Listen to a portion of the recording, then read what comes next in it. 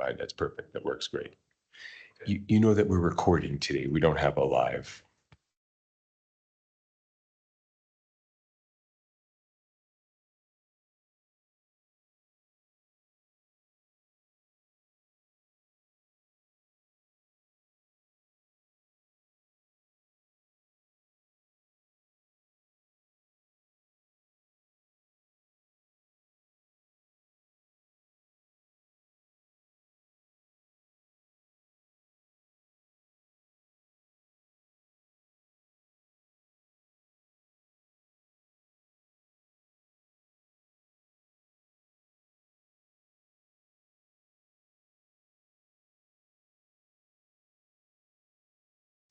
Mr. Holliday, good morning. Are there any preliminary matters before we start today?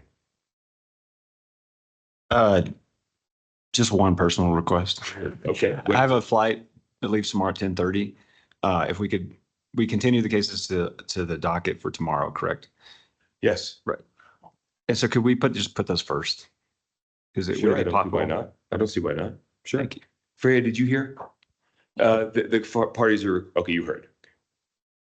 And just for everyone, tomorrow, I think we're going to be holding this virtually because of the snowstorm that's coming. Okay?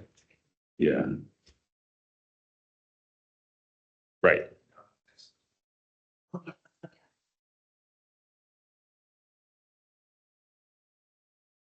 Well, I don't think there's any question that there's going to be a snowstorm tomorrow. Yeah. Mr. Felder, we were talking about, while you were gone, we were talking about that tomorrow we'll hold the docket virtually. So that the snowstorm doesn't interrupt what we do tomorrow. You think that would be an issue?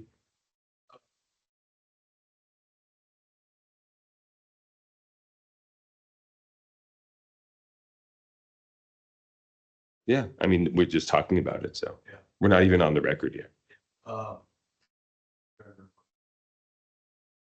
Yeah.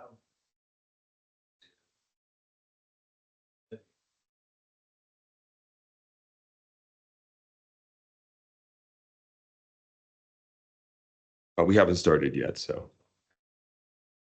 I think that makes sense. Yeah. And then you mentioned yesterday, and we're still not on the record, so you mentioned yesterday in your opening argument that the Supreme Court held that this division's foremost duty is to prevent waste. Do you have a citation for that case? It's in your pre-hearing statement. Perfect, thank you.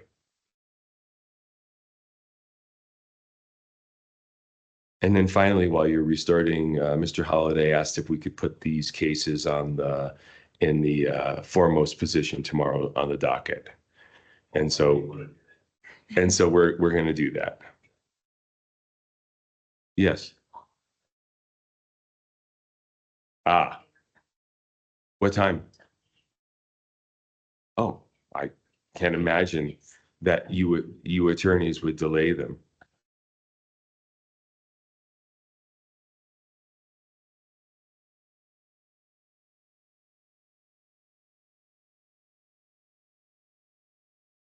Santa Fe Airport or Albuquerque? Santa Fe, sir. Great. Yeah. Great. It's right around the corner. Yeah. And the construction is pretty much done, so you shouldn't have a problem. Okay, let's go on the record now.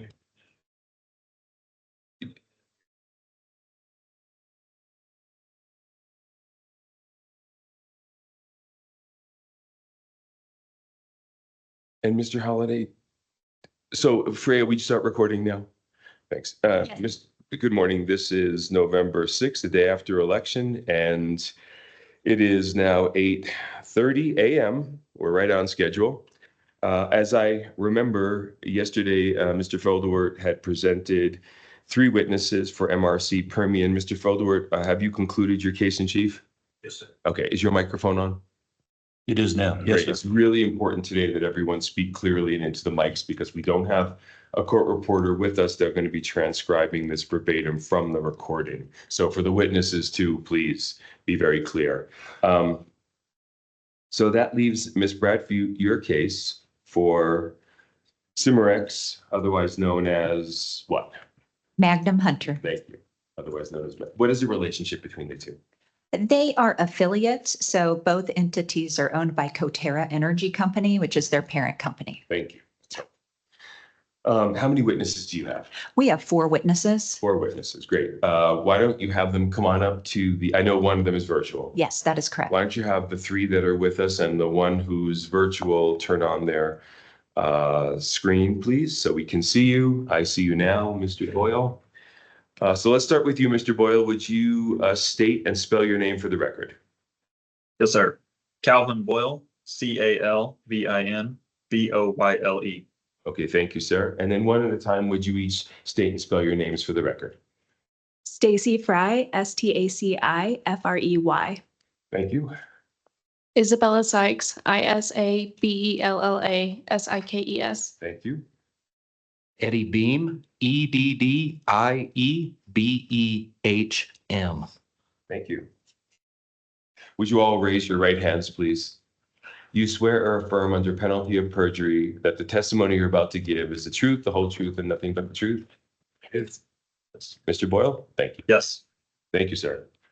Okay, who are you going to call first? I will call Ms. Sykes first, but I'd also like to start with my opening statement. Definitely, but I just wanted someone to stay here at the witness stand. And do you turn your mic, is your mic on? It is on, excellent. And then I had a question for Mr. Holliday, and I'm trying to remember what it was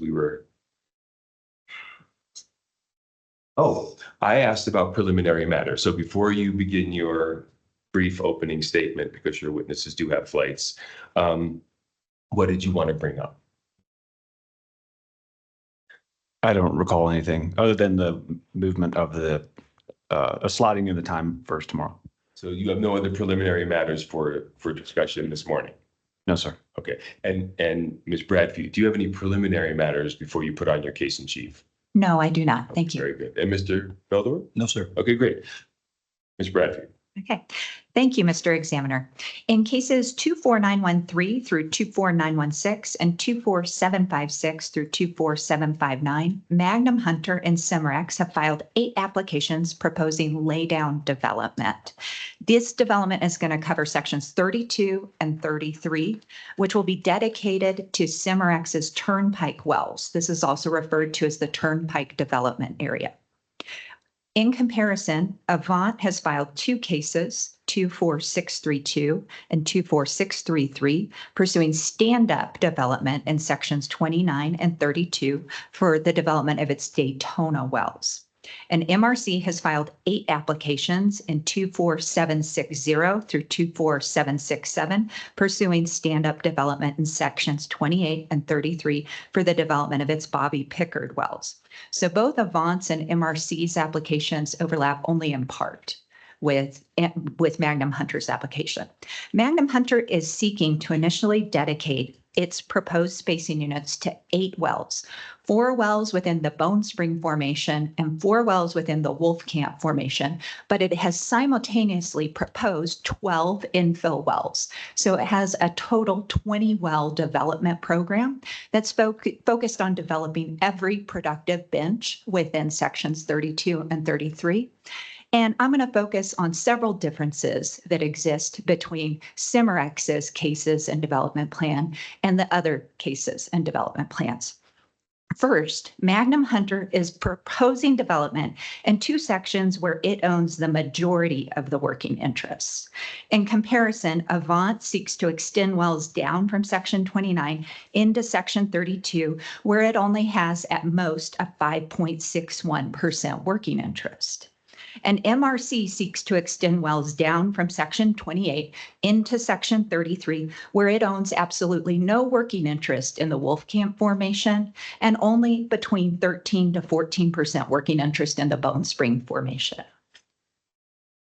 In sections 32 and 33, Magnum Hunter has established working interest control. It owns over 60% of the working interest in the Bone Spring Formation, and it owns over 66% of the working interest in the Wolfcamp Formation. It has also gained support from several other working interest owners within these sections. Second, Magnum Hunter is the only party that's proposed a full initial development plan of every productive bench. MRC has not proposed any development within the first Bone Spring and the upper second Bone Spring sand. Avant has proposed some development within the second Bone Spring interval, but the second Bone Spring interval is not included within its pooling application, and it has not proposed four well per section spacing in each bench of the second Bone Spring. And so it has proposed a total of 4 wells within the second Bone Spring, whereas Magnum Hunter has proposed 8 wells within the second Bone Spring interval.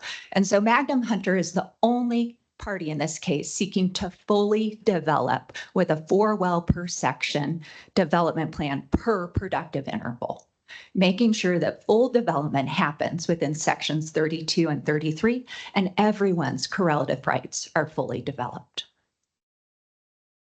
Third, Cimarex is the only party in this case that is producing evidence related to surface waste. Surface waste is defined under the Oil and Gas Act as the burning or combusting of hydrocarbons at the surface or losing oil at the surface. Here, Cimarex has presented evidence that its facilities plans will reduce venting and flaring. It will use tankless facilities, which are going to reduce surface emissions. And it has compared its operations and venting and flaring history with Avants and MRCs, and it's by far superior. No other party has presented evidence on that front. Fourth, Cimarex's plan is by far the lowest cost option for working interest owners that it seeks to pool and those who seek to participate within its development. Under Magnum Hunter's plan, it will drill the same benches and well count as Avant in the first and third Wolf Camp intervals for approximately $23.6 million less. That's significant savings for working interest owners. And it'll drill the same benches and well count that MRC has proposed in the lower second, third, and Wolf Camp benches for approximately $38 million less. Again, significant savings. Despite these important factors that weigh heavily within Cimarex's favor, the parties have brought up differences in the geology, and we spent a lot of time yesterday talking about wellbore orientation. Here, both Avant and MRC want to take acreage that Cimarex owns a majority of interest in and put it into their own plans. And so they have to find some justification to do that. They presented evidence yesterday that wellbore orientation is that justification, and they're making a waste argument. Cimarex has a different interpretation. Avant and MRC's interpretation is based on the Zoback paper. And while the Zoback paper is one piece of evidence, Cimarex is the only party who's going to testify in this case that they have acquired additional seismic evidence that adds to their interpretation.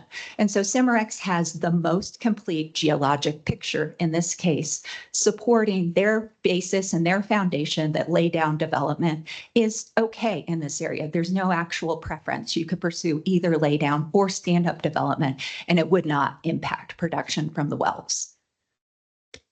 Finally, MRC has pointed to ownership differences in these cases. So MRC pointed out the fact that there may be a title dispute in Section 32 between Avant and Cimarex. Likewise, we heard yesterday from Franklin Mountain that there is a title dispute in MRC's cases between Franklin Mountain and ConocoPhillips. So title questions exist in all of the cases that you're hearing today. That being said, the title questions in Cimarex cases are different from the title dispute in MRC's case. In Cimarex's applications, what they have found is that Avant has not considered several different filings that are in the public county records. When some of those filings have been mentioned to Avant by other parties, Avant has credited those parties with an increased working percentage or indicated that they will. That's not the same as having title litigation or a demand letter or an actual claim out there. It's an error to notice something in the public records. There are depth severances located within Section 32, which is a complex issue. Cimarex is going to present evidence today showing, unlike the other parties, that it has the most robust plan to fully protect correlative rights in the depth severed areas. Cimarex has calculated each interest owner's percentage using surface acreage calculations at the depths included within the Bone Springs interval. Production from the depth severed areas will happen through specific wells, and there are frac baffles between those wells. So there's no chance of obtaining production from one depth severed interest area into another. And production from those wells is going to go up through facilities that is actually metered and measured so that everybody's production is accounted for. The majority working interest owners are not impacted by this depth severance. And so it is in their correlative rights interest to allow production from the lands. And that is the overall goal of the Oil and Gas Act, is to protect correlative rights and prevent waste. Here, Cimarex has presented a plan that does exactly that. It allows every working interest owner within the unit to get production in the bench where they own an interest. It allows for that production to be accurately measured and calculated, and it does not delay development for any working interest owner. It also ensures that there isn't waste because every productive zone is developed on a 4 well spacing per section basis. Thank you. Okay. Your exhibits have been admitted into evidence. And we have your first witness on the witness stand. Microphone is on. Please proceed. Okay, thank you. Good morning. Good morning. Okay, Ms. Sykes, by whom are you employed and in what capacity? I'm employed by Coterra and I am a landman. Okay, and are you familiar with the status of the lands in Magnum Hunter's applications? Yes. Have you prepared written testimony in advance of today's hearing? Yes. And was that testimony marked as Exhibit A in the exhibit packet that was filed with the division? Yes. Having submitted this testimony, do you have any corrections or modifications that you need to make to that your testimony submitted as Exhibit A? I do. In Exhibit 8 of my packet, A8, there is one party that needs to be highlighted, which will be noted as a party that needs to be pulled. Okay, and who is that? Next Gen. Okay, thank you. And Ms. Sykes, as you sit here today, with the exception of adding that highlight to Exhibit A8, do you adopt the testimony and the exhibits that you pre-filed as part of your testimony today? I do. And as well, do you affirm the veracity of the exhibits in the slides with the correction that you noted as attached to Exhibit A? Yes. Okay. I'm going to share my screen.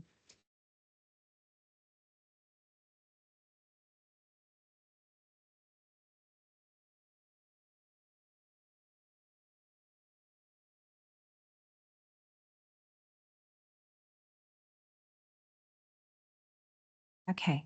Ms. Sykes, I want to look at your Exhibit A-7B. Do you see that exhibit on the screen? Yes. Okay. Can you please explain what this exhibit shows?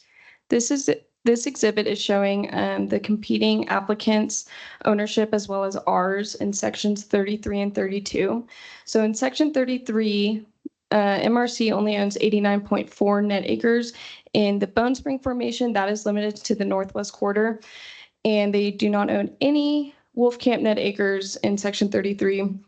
Magnum Hunter owns 368 in the Bone Spring and 480 in the Wolf Camp. And then moving over to section 32, we have Avant that owns 1.2 net acres in both the Bone Spring and the Wolf Camp. That is limited to the southwest quarter.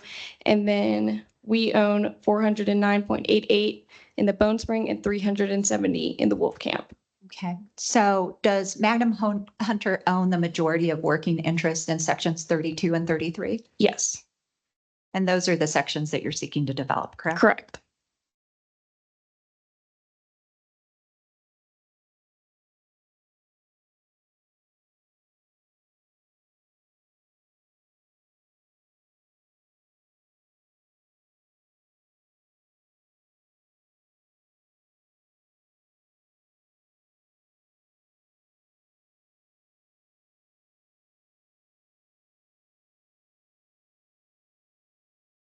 Okay, I next want to turn to Exhibit A10 within the exhibit packet.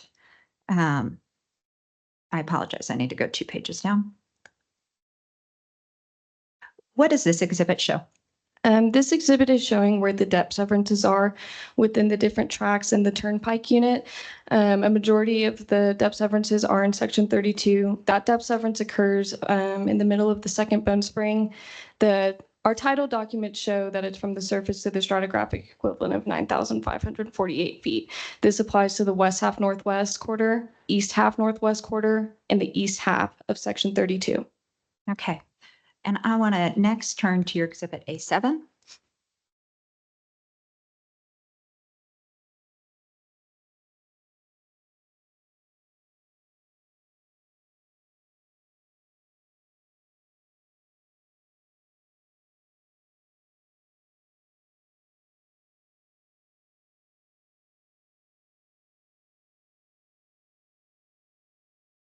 Could you please explain what Exhibit A7 shows? Exhibit A is showing the working interest control and supports we have in contract area A. And so in our JOA, we created separate contract areas that show the ownership at those depths. And so contract area A is from the top of the bone spring to that depth severance. And then at that depth, we have 60.77 working interest, and with the support, we have 63.67 support in contract area A, and then contract area B is going to be from those depths from the depth severance at that depth to the base of the bone spring, and our ownership there is 57.65, and our support in contract area B is 61.15. And then contract area C is for the Wolf Camp formation. In that formation, we have 66.40 working interests, and overall control, we have 69.73. Okay, thank you. I want to turn next to Exhibit A6. Can you please identify what you were showing within this exhibit? This exhibit is showing the source documents and materials examined from our brokers who did the title research and for our title attorney who rendered the title opinions for the Turnpike 3332 development. For these lands, we have title opinions dating back to 1965. We also have other contracts and assignments and agreements that we had in our files that we provided to our brokers and title opinions. From those, they were able to do their research in the county records and render title opinions. Okay, and does Coterra and Cimarex have other information on hand from operated wells within Section 32? Yes, Cimarex has worked closely with the operators in the west half northwest, which would be Rama's Operating Company Limited, in the southwest quarter, which is Earthstone Operating LLC, also known as Permian Resources. We were able to obtain the agreements and or the paydex of these wells. Okay, and within this exhibit, I see how many different sources that you've listed that Coterra and Magnum Hunter reviewed to determine title? Close to 40. 40 different title documents, Yes. including probably, did you review other documents within the county records as well? Yes, and those would be over 100. Okay. Do you think that Coterra has performed an extensive title search within the county records for sections 32 and 33? Yes. Okay. And do you feel confident in Magnum Hunter's title that is found so far? I do. Okay. I'm going to next turn to Exhibit A8. Mr. Examiner, I'm going to interject here. Is this an objection? Observation first. Okay, so it is an objection, yes. First, my objection is that the witnesses pre-filed their testimony. She covered all of these exhibits in her statement. Time is short today, so I'm not sure why we're rehashing exhibits and statements that she covered in her filed statement, as opposed to information that she needs to add based on what was presented yesterday. If we have each witness rehash exactly what they discussed in their witness statement and go through the exhibits that they've already pre-filed, this is going to be a longer day. Okay, so what's the objection? So the objection is this has already been covered by her statement. I don't understand why we're covering it again. So your objection is to redundancy? You can put it that way, yes, yes. Mr. Examiner, may I respond? Of course. Yes, thank you. So yesterday you did give leeway to the parties to tie their exhibits to their testimony. So I do need to set a foundation for the rest of the questions. So we're just about done looking at the exhibits here, but I would like equal treatment with course. what was afforded. Yeah. Okay, so I acknowledge your observation. Thank you for your observation. I'm going to treat all of the parties equally. Ms. Bradfute, with that in mind, and of course, everyone knows that there's a time issue with witnesses and all of that. So, please be cognizant of that, and otherwise, please proceed. And just, and I think she's aware of this, with my witnesses, I just had them address the new information that came up, so. And Mr. Feldward, I appreciate that each attorney presents their case to the best of their client's interests. But one of the rules here at the division is that we have to provide a full and fair opportunity for each party to present their case. And unless I feel as though a party is abusing that, then I'm going to sit back and let that party do their job unless there's an objection. And of course, I'll rule on objections. Ms. Bradfute, would you continue, please? Yes. Ms. Sykes, briefly, without restating the testimony that's in your affidavit, can you explain what is shown in Exhibit A8? It is a fairly lengthy exhibit that has a lot of tracked information on it that would be helpful for the hearing examiners to be oriented. Yes, so these are just tracked in application overview maps that we made. And each, all of the units that we've created, like the 211, the 212, 213, 214, the next slide are just outlining the ownership within those spacing units. Great. So you can go to the spacing units, each slide, and it lists the spacing units for the well. And then to the left of that, it is color coded and provides an ownership breakdown in each of the tracks showing for the wells. Correct. Okay. And there is a page that follows the tract ownership title for each respective title area, and it lists the overriding royalty interest owners. Correct. Okay, thank you.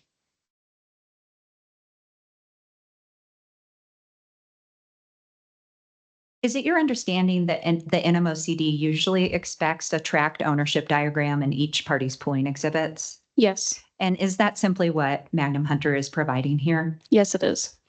For cases 24913 through 24916, the Bone Spring cases, do all of the interest owners in the Bone Spring own a working interest in the wells that Magnum Hunter is proposing as its initial wells under the pooling order? Correct. Okay. So there isn't any working interest owners in this case that would not receive production from those wells, right? Correct. Okay. Will production from those wells be allocated to each tract in proportion to the surface acres included in the tract? Yes. Okay. Is this accomplished by calculating the number of net mineral acres each interest owner owns in the tract? Yes. And I believe I outlined that in section 40 or paragraph 41 or 42 in my testimony. Of your testimony. Wonderful. Is Magnum Hunter proposing that the division create different contract areas for the depth severed Yes. zones? Okay. And I use the term contract areas, but really, are you asking the division to just be knowledgeable of each ownership interest in the tracts at various depths? Yes. Okay, thank you. And which working interest owners have an interest in a depth severed lease? Would you go back to the depth severance map? And that would probably be a little bit easier to explain.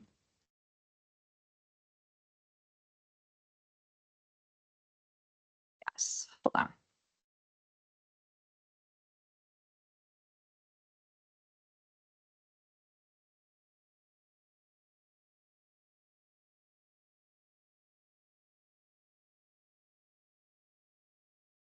Okay, can you see the exhibit?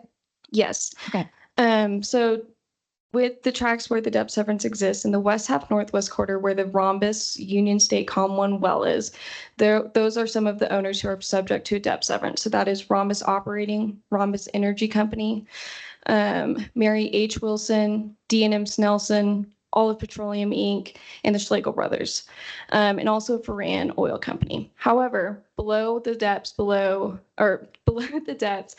the depth severance, Ferran Oil Company owns 100% of the interest in the lower second, third Bone Spring and Wolf Camp in this tract. In the east half northwest quarter, from the first Bone Spring to the depth severance, Marathon and Magnum Hunter have 50% interest in these leases. Below the depth severance, Magnum Hunter owns 100% of this lease. And then in the east half, Magnum Hunter and Delmar Holdings own, and the same companies own, just the interests differ across that depth severance. One thing I would like to note is that both Ferran and, Marathon owns in all depths in the northwest quarter and in all depths in the southwest quarter. Okay, and Ms. Sykes, I want to unpack that a little bit. So it sounds like there are interest owners who only own a working interest in part of the Bone Spring depths. Is that correct? Yes. Okay, and has Magnum Hunter reached a voluntary agreement with all of those working interest owners that only own in part of the Bone Spring formation? Who only own in the first contract area, essentially, yes. So with Schlegel Brothers, Olive Petroleum Inc., and Mary H. Wilson, all of those parties signed our JOA. And then we just acquired D&M Snelson, Rhombus Operating, and Rhombus Energy Company last week. And are all of those parties working interest owners in the Union State Com #1 well? Yes. Okay. And is that the overlapping spacing unit that Avant had not specifically notified in its Correct. application? Yes, so that's the well that produces from the Bone Spring. Okay. So there are a couple working interest owners that own different ownership percentages in the depths, but they own an interest in every depth included within the Bone Spring spacing unit, correct? Correct. Okay. And did those working interest owners receive specific notice of the depth severance issue that was going to be presented at today's hearing? Yes, I've sent, when we sent our original proposals, we sent an OA with the filled out Exhibit A that did outline the step severance. That was in November 15th, 2023. And then again in December to some other owners. And then we sent out new proposals on February 1st or February 2nd of 2024. And that also included an OA with an Exhibit A that outlined the contract areas for all the working interest owners. In Okay. addition to the OAs we sent, we also did the publication notice and the application letters or whatever my council submitted.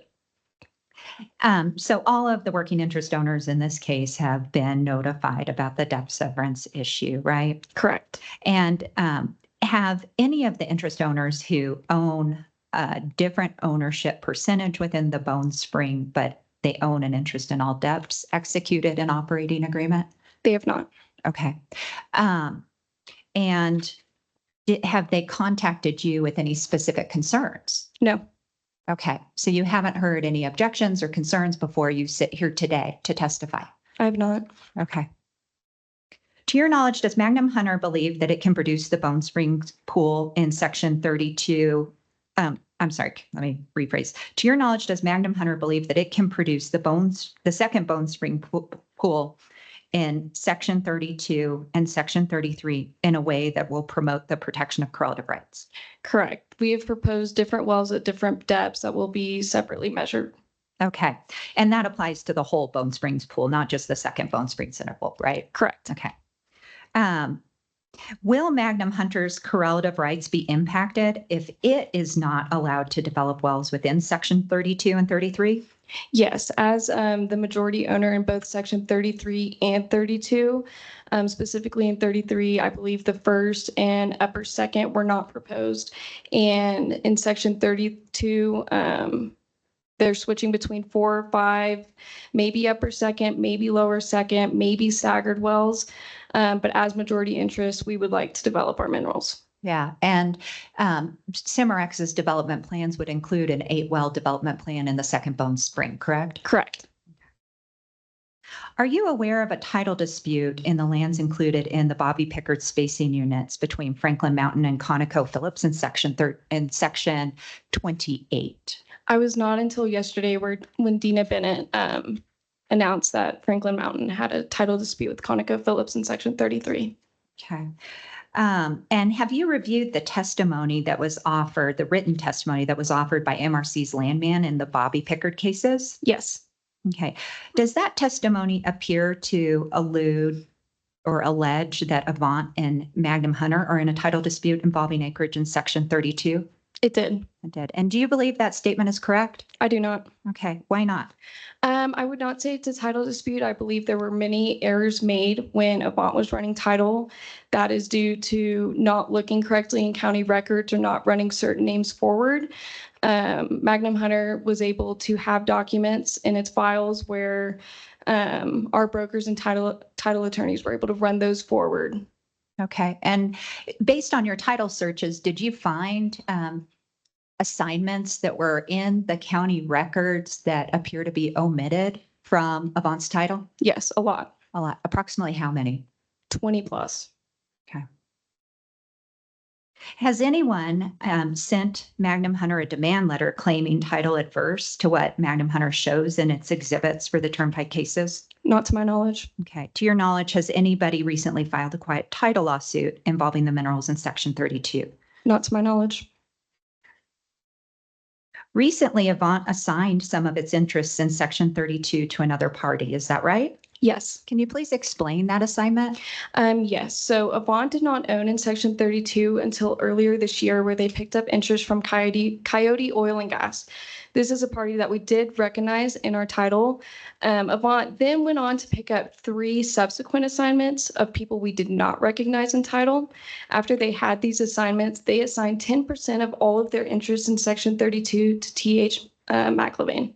Okay, so they are signing away interest while their pooling cases in this matter are pending. Yes. Okay, And I don't think that was reflected in their exhibits. okay. And you mentioned that there were parties that you could not find when Magnum Hunter ran its title. Can you explain, are those strangers to title? So some of the people that they've been picking up, or if we were to look at their exhibits, there's a number of people where I believe starting in the 1990s, most of them assigned their interest to Mewburn.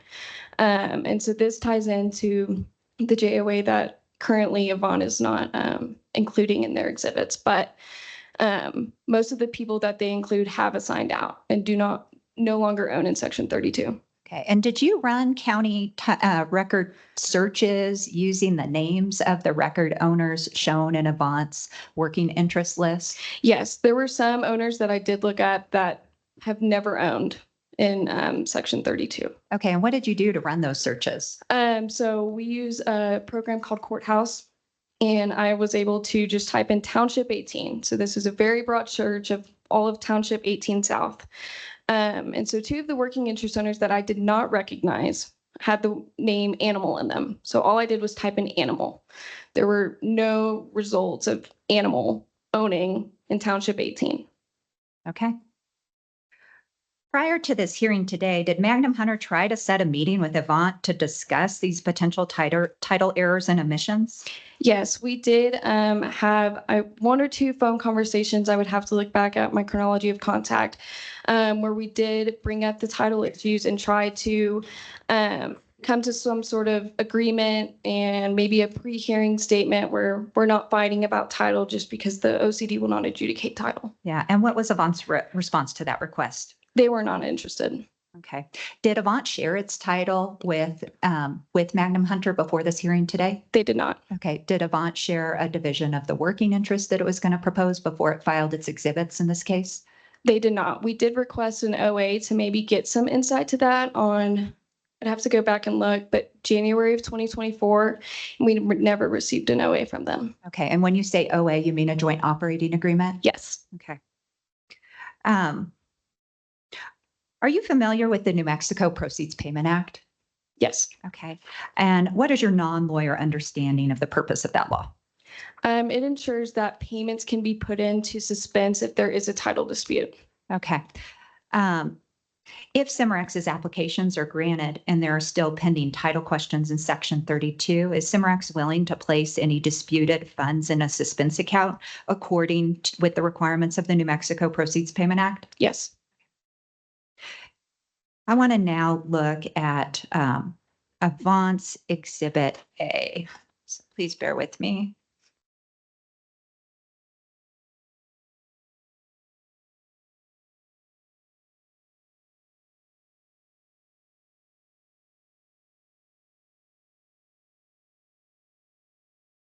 Mr. Examiner, while she's looking at that, when we take a break, can I have someone fix the screen? It's not working. Of course.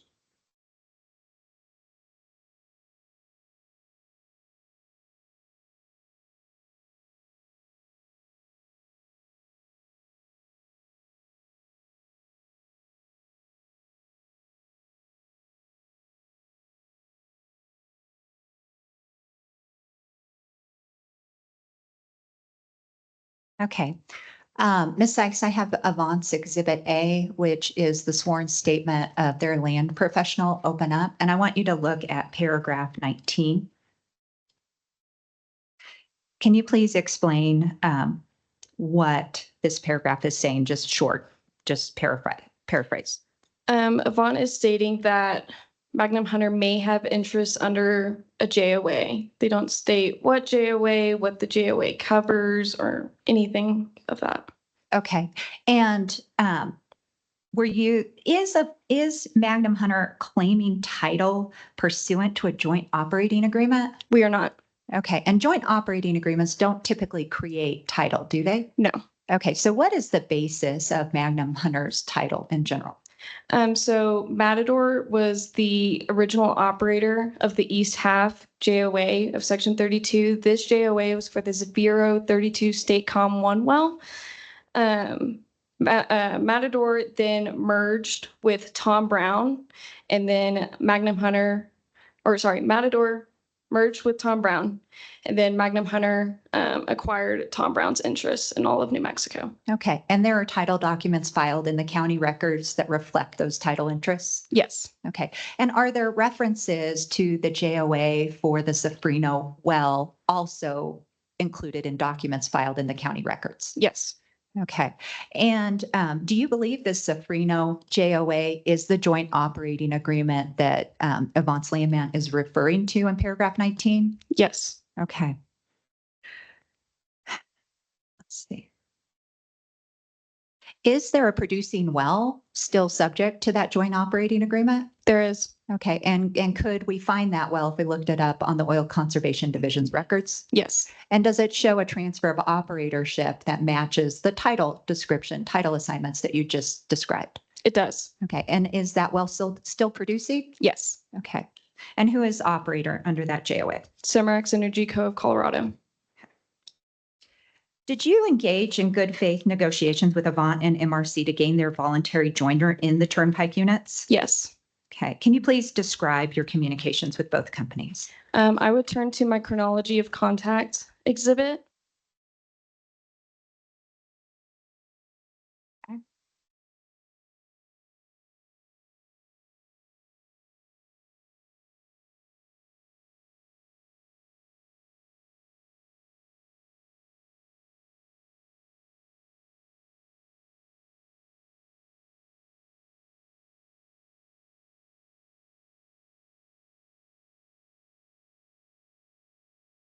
Okay. So first would be Avant Operating, Double Cabin Minerals, and Legion Production Partners. All of those are entities of Avant.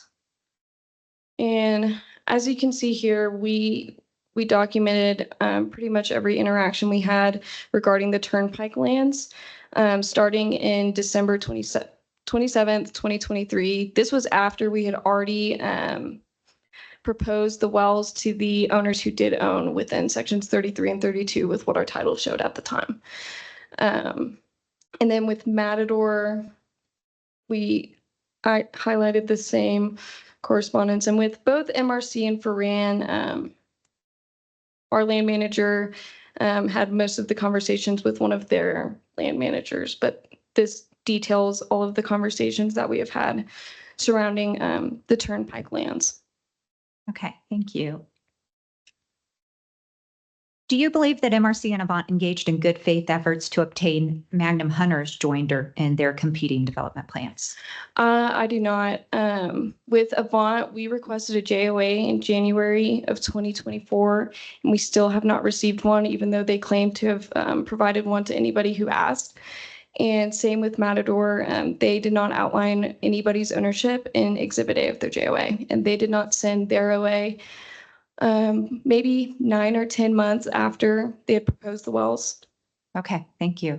I want to next turn to the 1 mile wells that Avant has recently proposed in section 32. Does Magnum Hunter believe that Avant will actually drill these 1 mile wells? No. Why not? One would be the working interest.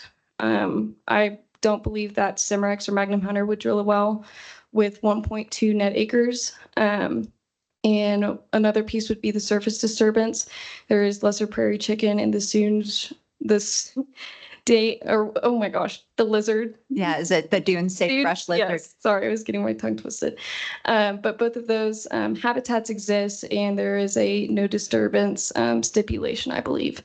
Okay, and that no disturbance surface stipulation covers the whole surface of section 32 to your knowledge? Yes. Okay. Is it the most efficient way to access the minerals in 32 by drilling from a surface location in section 33? Yes. Ms. Sykes, what is a communitization agreement? It's an agreement that is required by the BLM and SLO to pool their interests. Okay, and is the SLO the New Mexico State Land Office? Yes. Okay. Is it necessary to obtain a communitization agreement from the New Mexico State Land Office prior to SPUD? Yes, if it includes state trust lands. Okay. And are you aware of some new processes at the State Land Office for the approval of communitization agreements? I am. Can you please explain what those are briefly? From my understanding, if we need a communitization agreement from the state land office, we are to submit for pre-approval. This is essentially where we submit a draft of the Exhibit A to the COM agreements, and they will review to ensure that no acreage is being stranded, which would lead to waste. Okay. And has Magnum Hunter received pre-approval for its communitization agreement in sections 32 and 33 from the State Land Office? We have. Okay.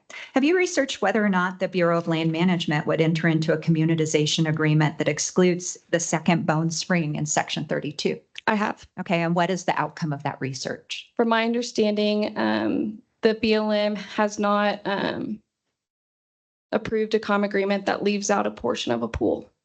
Okay. And by pool here, the pool covers the entire Bone Spring formation? Yes. Okay. Are you aware of the fact that other parties who have title differences with Avant's division of interest have contacted and reached out to Avant? Yes. Okay. Who are those parties? Right now, Objection. She's calling for testimony about conversations with third parties in Avant. I believe that's inappropriate. I can withdraw the question and rephrase it. Thank you. To your knowledge, have parties reached out to Avant regarding title questions with Avant's division of interest? Yeah. Objection. That's the same question. It's her knowledge of whether or not. It's not asking for the substance of the communications. Let me ask you something, Ms. Bradley, before I rule on the objection, because the other objection was withdrawn when you said you were going to move on. Where are we going with this? It goes to the title differences between Avant's land testimony and Magnum Hunter's. The title differences, what do you mean by that? In the tract ownership exhibits, they are very different between the two companies. Don't the exhibits spell this out? They don't spell out why the differences exist, which I imagine the technical examiners would want more information about. Why not just ask that question? Okay. I mean, since we are trying to basically keep just it. cover new Okay. ground. Yeah. So I sustain the objection. So. Okay.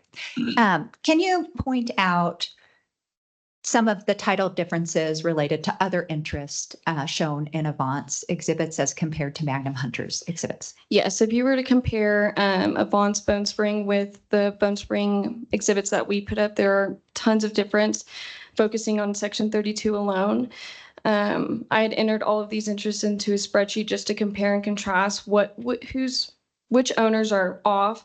Some of the biggest owners that were off would have been Marathon and some other parties, Slagle Brothers, Earthstone, Magnum Hunter, and the list goes on of just the differences between the two exhibits. Okay. And does Magnum Hunter have some of the same title documents for the basis of its chain of title as Marathon does? Yes. Okay. And to your knowledge, has Avant indicated in some of the exhibits that it is prepared for this case that it may have miscalculated Marathon's ownership percentage in section 32? Correct. Thank you. And that concludes my questions for Ms. Sykes. Thank you, Ms. Bradfield. I'll turn to you, Mr. Feldauer. Sure. Good morning. Good morning. And I am going to start to share.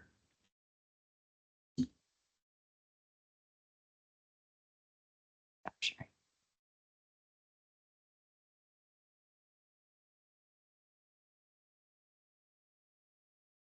Ms. Sykes, I'm hoping you clear something up for me. Okay. Okay. I recognize this is an Avant exhibit. There was discussions about this yesterday.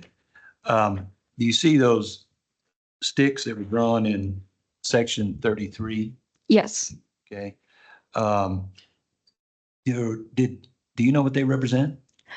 I do not. We have permitted our Turnpike Bone Spring wells, but those are not them. They would have been 2 miles, not limited to section 33. So I'm not sure what those wells are. You say you permitted your Cimarex 2-mile wells? Our Turnpike, Turnpike. 211 through 214. We have permitted those, but I don't think those are the wells that are shown on this map here. I'm not sure where Avant got those. When you say you permitted, that means you filed drilling permits? Yes, Okay. Do they include the northwest quarter of section 33? Your filed permits? they do. Does the company have an interest in the northwest quarter of section 33? I don't think the northwest quarter is our bottom hole. Doesn't matter. Do you have an interest in the northwest quarter of 33? We do not. You do not. Do you have an agreement with any owner in the northwest quarter of 33? We do not. Are you aware that the division rules do not allow operators to file perm applications to drill unless you have an ownership in each tract or an agreement with an owner in each tract? I would have to see the rules to agree on that one. Okay, give me a minute. So you're not aware of that yourself? I Yeah, cannot I- recite it. I'm going to object. The witness has just stated she doesn't have personal knowledge Unless you of said the you have to rules. see them. So we'll take a look at the rule. Uh, Have it- Okay, I do not. Excuse me. Okay, hold on. Yeah. Hold on. Don't answer any more questions until Yes, I sir. make a ruling on the objection. So the objection is what? So the objection is there was 2 questions back to back from Okay. Mr. Feldauer. The first one, the witness answered that she would have to see the rules. He then tried to clarify the question about the rule, and she said, I don't have knowledge about that. She cannot testify to something that she does not have knowledge in, and she's not an expert when it comes to interpreting the rules. Mr. Feldauer?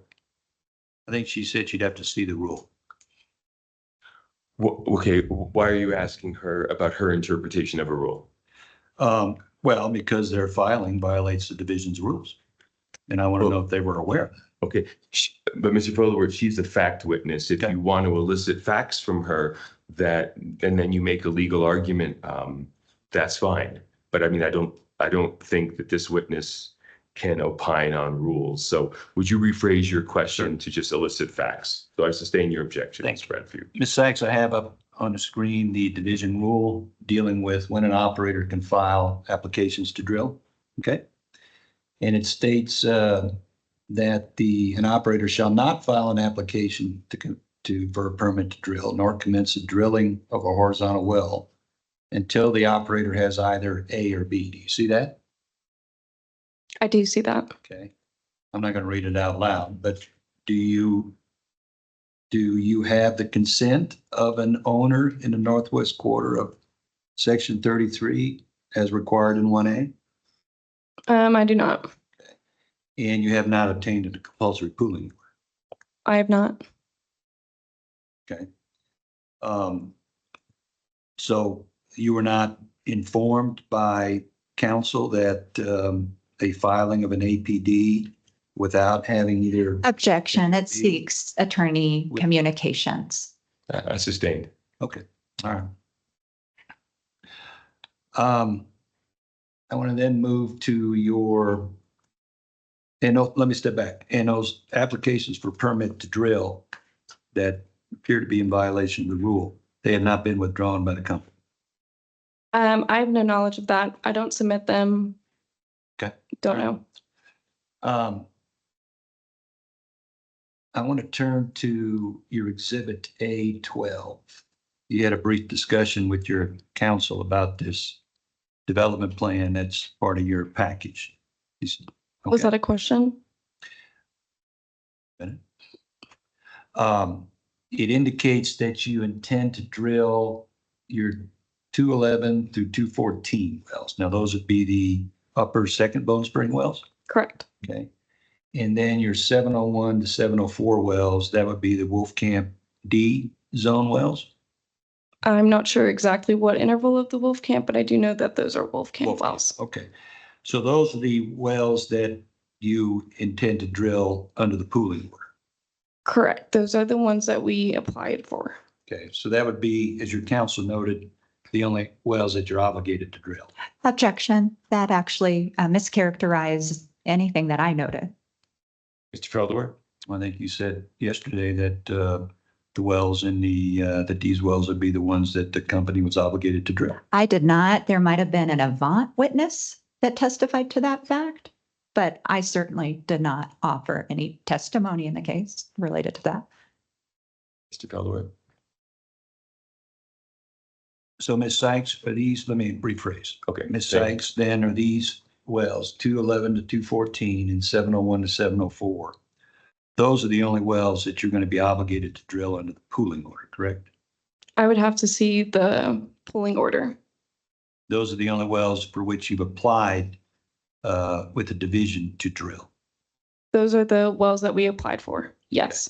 You have not asked the division to adopt in your pooling application this drilling plan.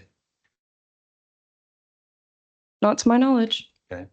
So, but you could certainly come back and drill these later as infill wells, the other zones that you reference on here, right? Yes. Okay, and MRC could do the same thing, correct? Drill turnpike wells? No, drill their proposed wells, Yes. other wells as infill wells. Yes. All right.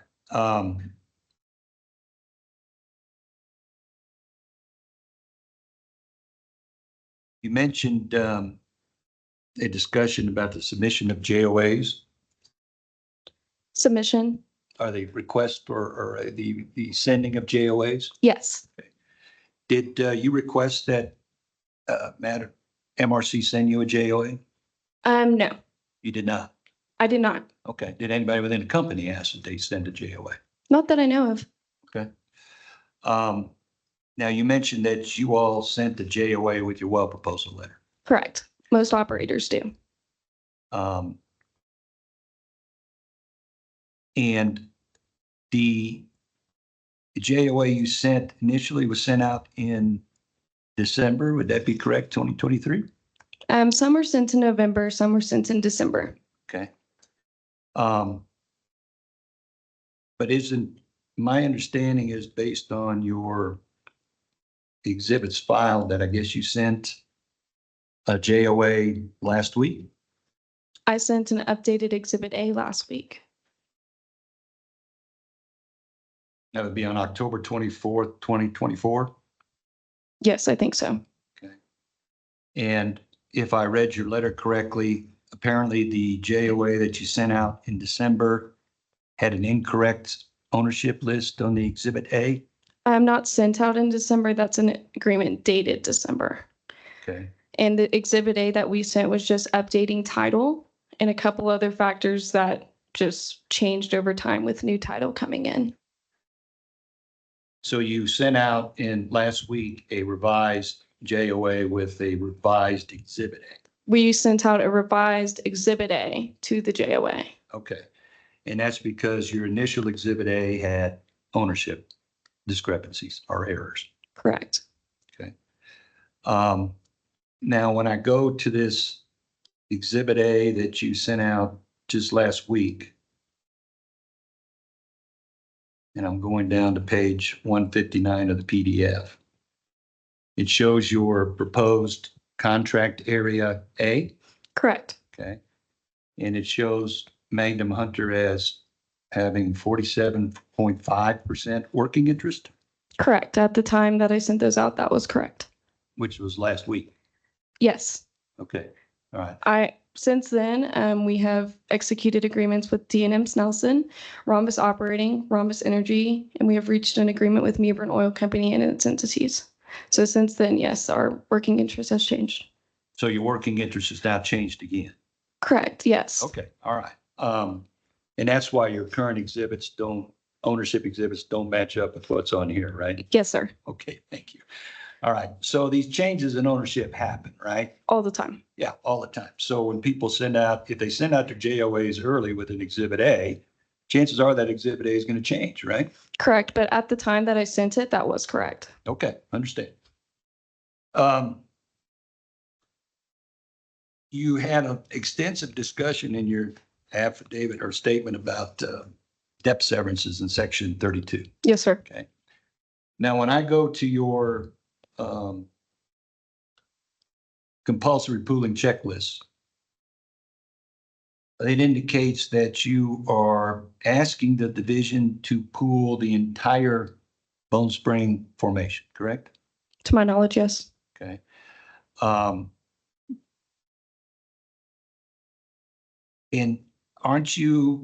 but don't you have a depth severance within the Bone Spring? We do. All right.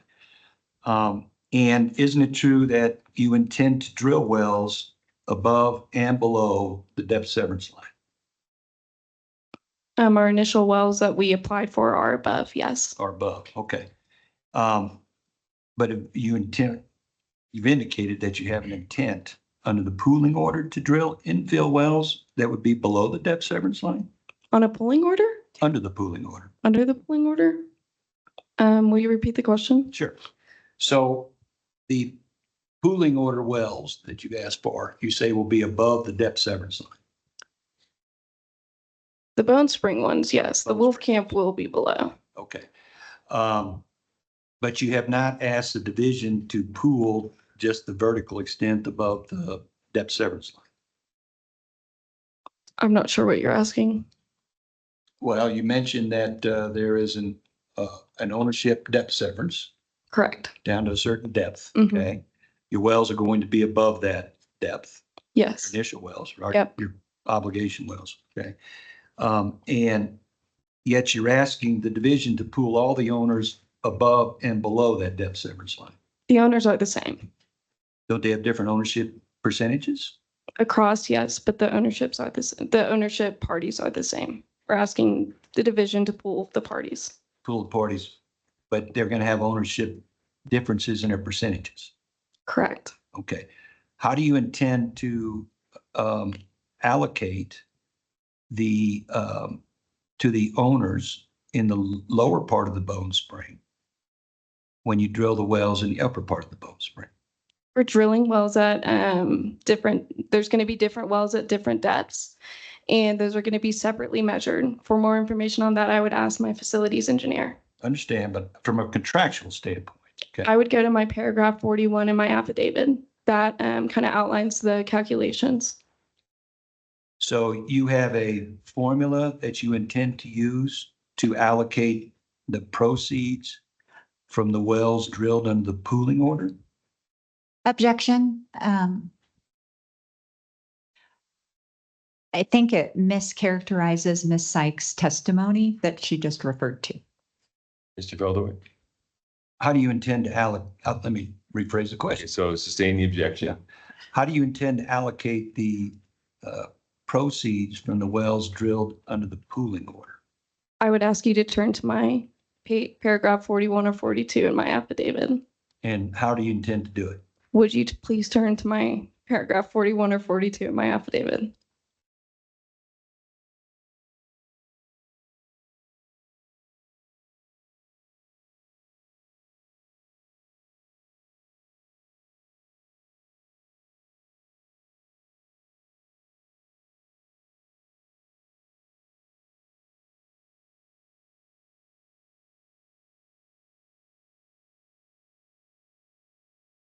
Okay, If you would scroll down just a little bit more, we have a whole section titled Calculation Method for the Debt Severed Interest. and are you asking the division to adopt this allocation method? Not to my knowledge. I mean, I really don't understand that question. So when you get your pooling order, Yes. okay, and you drill your wells Okay. above the depth severance line, Yes. okay? You are going to have to allocate production from those wells to the owners that you have pooled, right? I guess I just don't really understand. Sorry. So you don't know how you're going to allocate the production? Okay, objection. He has asked this question about 4 different times. Well, I mean, I understand the objection. I'm going to overrule it because I think he's trying to get to the critical issue here in this case, in your case. So I think it's helpful for the division to get a clear answer on this. I thought that what he said was very clear. Mhm. So why don't you say it again slowly and ask the question from what you just said? You're going to get a pooling order that pulls the entire Bone Spring formation. Okay. Okay. When you drill your initial wells, or when you drill your obligation wells under the pooling order in the Bone Spring, those wells are going to be above a depth severance line. Okay. Okay, correct? Yes. All right. But when you look at the Bone Spring, there are ownership differences above and below the depth severance line, Okay. right? Yes. Okay. How are you going to allocate the proceeds from the wells drilled above the depth severance line Mm-hmm. to the parties who are pooled under the pooling order? So I would turn you to my paragraph 43 in my affidavit. So this kind of outlines how we are going to pay those owners based off of their surface acres. So it says if a working interest owner owns a 1/40th interest in a 640 acre tract, it would first determine its allocation to the respective tract. So we would take that 140, multiply it by 640 to get the net acres in that tract. So this owner would have 16 net acres. If this tract was proposed to be dedicated to a spacing unit that is 1,280 acres, you would next calculate the proportion of the tract allocation to the number of total acres included in that spacing unit, which is always done by looking at surface acres regardless of depths. This is calculated as follows. You would take the 16 net acres, divide that by the 1,280 unit, and you would get a 1.25% working interest. Since different entities and individuals are at different depths due to the depth severances, this calculation can be performed for each separate depth for the owners in that depth. What percentage are you going to apply? Ownership percentage? Because you said there's different ownership percentages above and below the depth severance line. So let's just take an owner like Foran Oil. Okay. Okay. They own a different percentage above and below. Yes. Okay. Which percentage of Foran's oil ownership percentage are you going to use? So we're drilling different wells at different depths. So one well would be in the one depth and the owner would get their interest from that depth. So if Fran owns A here and the well is drilled through A, he would get A. Same with a lower depth, even if that interest is different. So you have a formula then that you want to impose. No, Have you, does your pooling application indicate to the parties that are being pooled that you intend to create a contract area A and a contract area B? I believe our JOA that I sent to every single owner multiple times in the applications and the publication notice that we published did. Your pooling application, does it ask the division to create a contract area A and a contract area B? I did not draft that. Okay, I do not know. it doesn't, right? I can't say if I do or I don't. I'm sorry. Well, I'm going to represent to you, it does not. Okay. Well, I guess I'll just have to take your word for it. All right. And then the public notice of what's being considered by the division today, what's noticed on our website, likewise does not can indicate that the company intends to ask the division to pool and then allocate based on a contract area A and a contract area B. My counsel drafted that. I didn't write it. I'm sorry. And while this is in your JOA, not Mhm. all of the affected working interest owners have signed that JOA. Correct. So not all of the affected working interest owners have agreed. They have the proceeds from the Bone Spring wells allocated based on a contract area A and a contract area B, correct? I would say that most of the owners who are subject to the depth severance have been getting proceeds from a well that is in the Bone Spring that does have that depth severance. That would include for an oil company. Different question. Okay. Answer my question. They have not agreed. Not all of the owners affected by the depth severance have agreed to be paid on a contract area B and then a contract area A.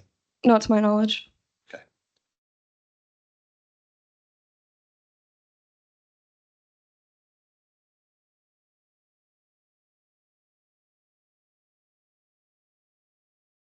Your initial pooling application that was filed in this case sought to create the pool just for a contract area A, correct?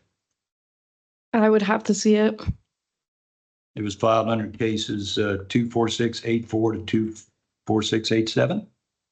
You remember that? Yes, I was with former counsel. We have since changed those applications. But you're aware of that, those applications that were previously filed. Correct. Okay, and they sought to pool what would be described as just your contract area A Yes. for these second Bone Spring wells that you intend to drill above the depth severance line. Yes. Okay, do you know why they were dismissed in favor of pooling for the entire Bone Spring? We thought we needed to pull the entire Bone Spring. I'm not entirely sure. Okay. All right.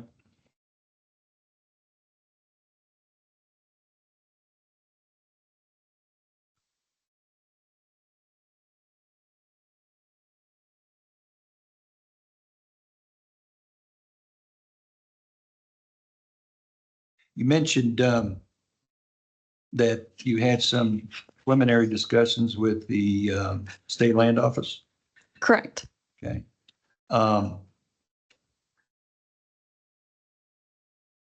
Did you, when you met with the state land office, did you inform them that there were competing pooling applications?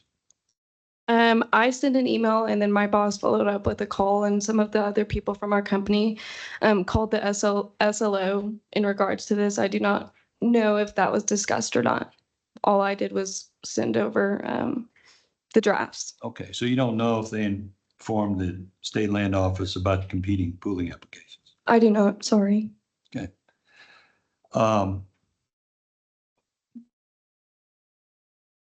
And you weren't involved in those discussions?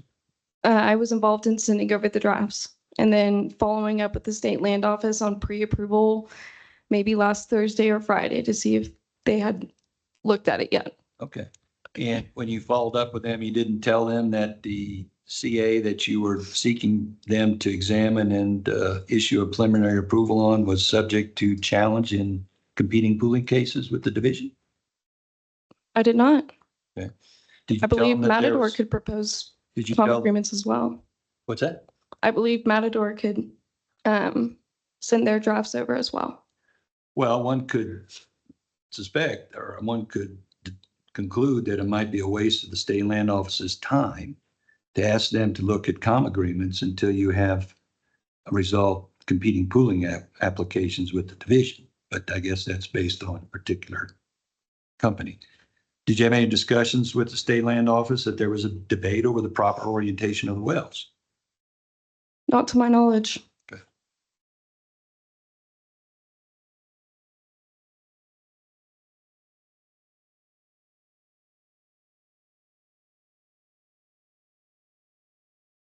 I saw, I'm going to go to your exhibit A11.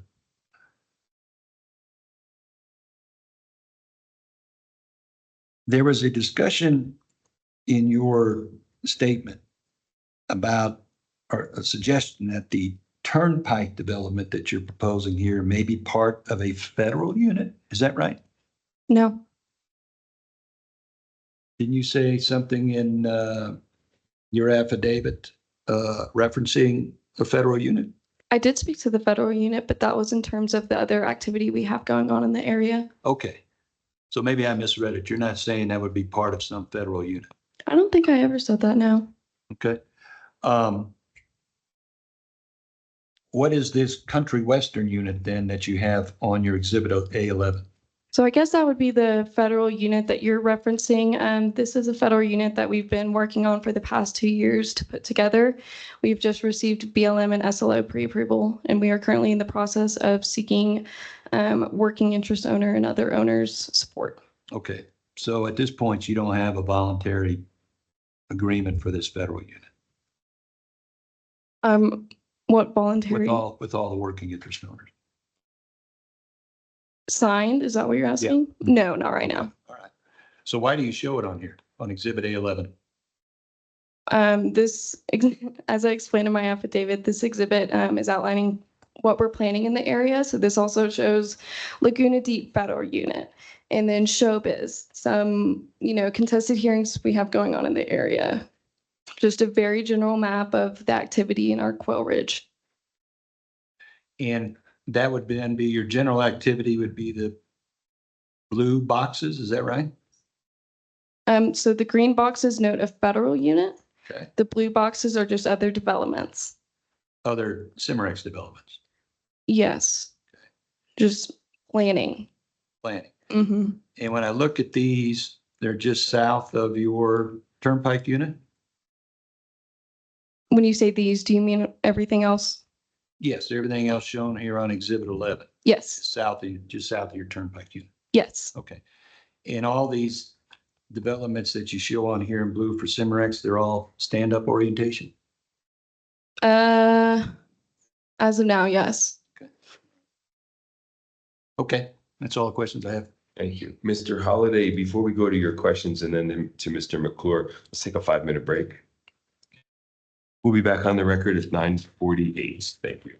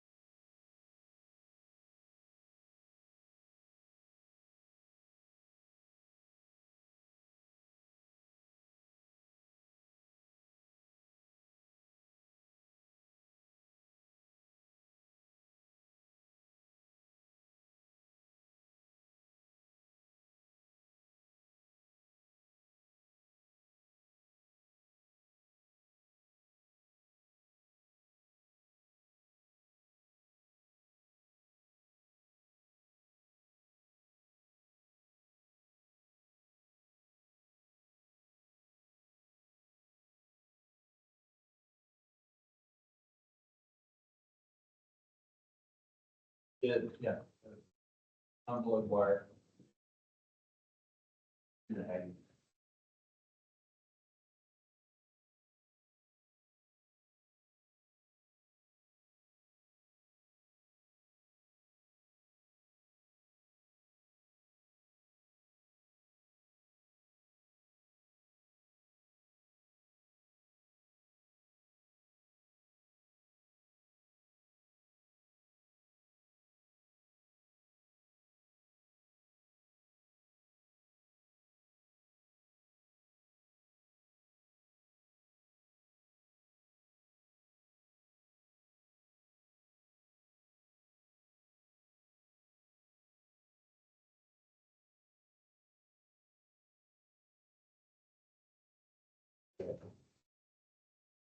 Okay, we're back on the record. It's 9:48 a.m. Taking a 5-minute break. Mr. Holliday, your cross-examination?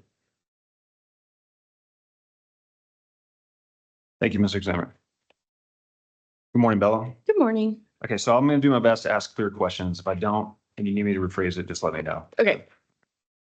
Do you have actual knowledge of Avant's plans for the 1 Mile wells in the second Bone Spring in section 32? How would you consider actual knowledge? Would that be well proposals? So you're, Hold on. Can't have the witness asking questions, so. if you Okay, don't sorry. understand the question, just say you don't understand, but don't ask the attorney's questions. Okay. so do you have actual notice of their plans to drill wells in the second Bone Spring? I know of their proposal that we received a week or two ago, yes, and their testimony yesterday to the first Bone Spring wells. So you provided your opinion that they wouldn't drill, and they in fact would not drill these 1 mile laterals based on your understanding, but that's limited to your understanding as a landman, correct? Yes, Not from a subsurface standpoint. correct. I would leave that opinion to my geologist and engineer. And you have no actual knowledge whether Avant, other than the proposals, does or does not intend to drill those wells, correct? Not to my knowledge. Not to your knowledge, okay. Okay, so you mentioned the fact that Avant did not provide a copy of its GOA. It sounds like you guys think this was important. Is that a fair statement? I believe when Avant states that they provided everyone or a JOA to every owner when requested. However, that was not the case for us. Yes. Okay. So my review of the exhibits indicates that Cimarex did request a copy in January 2024. Is that correct? hmm Did you request one at any time after that? No, I believe that once you ask once, you typically receive an OA after that. I think I saw in your communication logs that you followed up with owners that you were seeking letters of support from multiple times. Is that correct? Correct. But you didn't want to follow up with the JOA from Avant. I didn't feel the need to. We had already asked for the JOA once, and they're supposed to provide it within a period after that. So when you requested your letters of support and they didn't provide those, why did you then feel the need to follow up there, but not with Avant? Well, we needed working interest support. So those are owners that I constantly reach out to and had brokers reach out to as well. Are you aware of Avant's position that they did in fact provide you with a JOA via USPS or United States Postal Service? No. You're not, okay. Okay. You mentioned in paragraph 18 of your self-affirmed statement, which is on page 13 if we need it, that Cimarex has insight into how the interest owners in section 32 have historically agreed to ownership. Yes. Right. Okay. And then if we move to paragraph 40, so just above your allocation formulas, you state that notably, the working interest owners in section 32 have long agreed how their interest in the Bone Spring formation underlying section 32 should be treated. Now, I won't assert a hearsay objection because I know that'd be overruled, but that is a statement about something someone else said. Do you have any? Objection. They've already stipulated to her written statement coming into the record. Okay, and Mr. Holliday? There was no objection. I'm sorry, what? I was just noting on the record Noting what on the record? that there's hearsay within the document. And how is that relevant? I guess it's not. I'll withdraw it. Thank you. Objection sustained. Thank you. Okay, so there's this historical agreement that you guys are aware of or how are you aware of this historical agreement?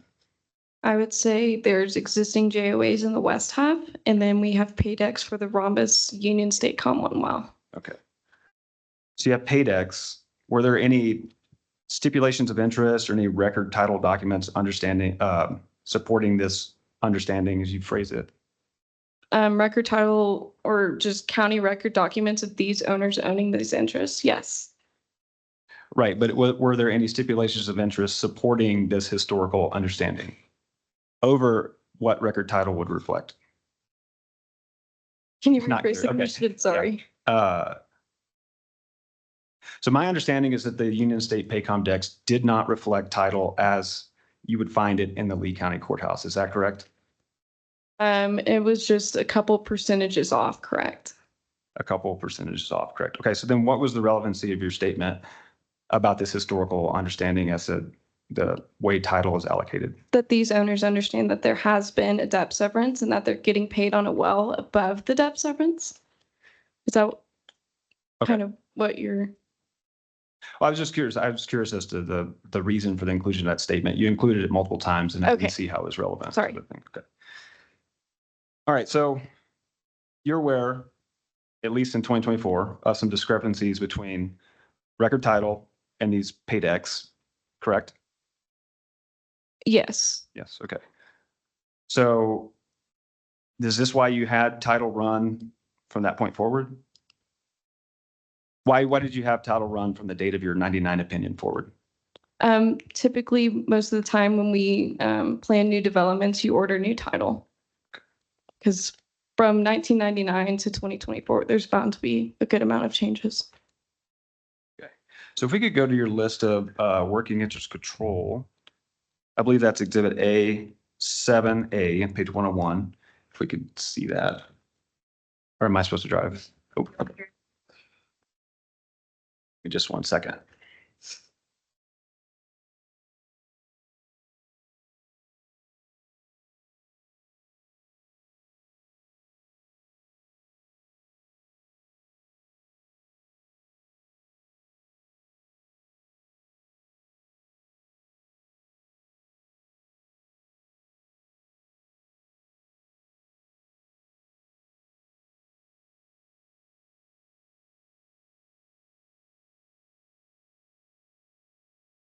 Oh, I have to log into the Teams meeting. Mr. Examiner, 1 second. I need to log into the Teams meeting.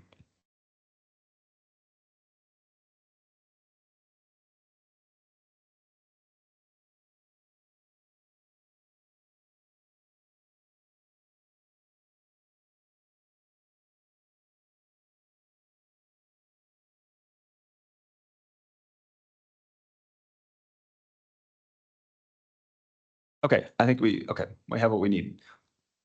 So this is your exhibit A7A, which is a recitation of Coterra. What Coterra claims is support by working interest owners. Is that correct? Yes. Okay. Are you aware that several of these owners have also signed JOAs with Avant? Yes. And would that impact your claims for support? I would say Avant counted them as support, so did we. And I also see that you counted Next Gen and Maverick. Do you have a JOA with them? We do not. Any letters of support? We do not. How are you including them in your working interest control calculation? They signed our AFEs. Is it your position that assigned AFE is a statement of support for a development plan? When we send out proposals for people to elect under wells, we would take AFEs as a form of that commitment. So yes. Even where they've signed AFEs with other parties, in fact, competing parties? Just like JOAs. Parties can sign competing proposals, competing JOAs, and competing AFEs.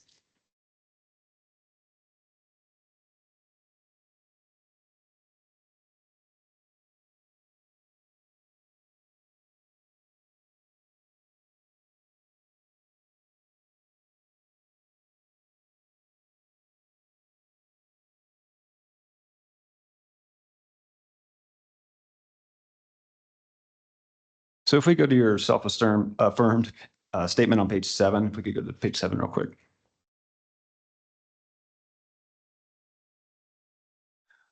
Is it correct to say that you're asking the division to consider your proposed wells in the first and third Bone Spring that are not, in fact, in your pooling applications? Those would be infill wells. Those would be infill wells, right? So But the only wells that we are asking the OCD to look at in this case would be the 211 through 214 and the 701 through 704. Those are the wells that we applied for in these cases. correct. Are you asking the division to give any weight to these infill wells? I mean, yes, Yes, but you're not obligated to drill them. they would be infill wells. So once the initial wells are drilled and completed, then we would propose those wells. So to the question that you're not obligated to drill them under the pooling orders, that would be a no, correct? To which wells? The infill wells, Are we obligated to drill the infill wells? correct. Not to my knowledge. So then are you also asking the division to, on the other hand, disregard Avant's proposed 1 mile wells in section 32? I would say those are completely two different developments because the 2 miles are FedCom wells and then the 1 miles would be a StateCom. So I would say those can't really be compared. Well, they can't be compared, but are you asking the division to disregard the fact that Avant has also proposed wells that are not in its pooling applications? Will you repeat that question? Sorry. You've asked the division to consider the wells you have proposed that are not in your pooling application, correct? And you're not obligated to drill those wells? Correct. Correct, okay. So then are you then asking the division to disregard what I would characterize as Avant's similar action in proposing 1 mile wells in section 32? I would say those are completely different applications. They wouldn't be able to be drilled under this pooling order. Those are 1 mile StateCom wells. Well, y'all applied for a 2 mile FedCom. And so I think those are completely two different developments that can't be considered like the rest of our wells. Okay. Just like Matador, they probably have some other wells they may want to drill. Those would be infill wells under this development. So if I understood your Ms. Bradfew's opening statement correctly, Objection. The witness should not be asked to opine on council's opening statement. Okay, let's I- wait, let's wait till he asks the question and then you can make your objection. thank you, and I'll rephrase it. Is it your understanding that that Cimarex has a 20 well development program for the Turnpike units collectively? Those are what we proposed Those for are the what you working proposed. interest owners, correct? So why not include those additional wells in your pooling applications? We only applied for Bone Spring and Wolf Camp. From what I've understood, it's what you plan to drill within 1 year of signature. So is your position that full formation development would in fact unfold over, if I look at page 120, I think it's 2 to 4 years? I would have to ask my engineers on that. I'm sorry. Okay. But a lot can change in 2 to 4 years, correct? Probably yes. Commodity price. Probably yes. Yeah. Okay. So it's possible that those wells don't in fact get drilled. I would have to ask my engineers. I'm Yeah. sorry. Okay.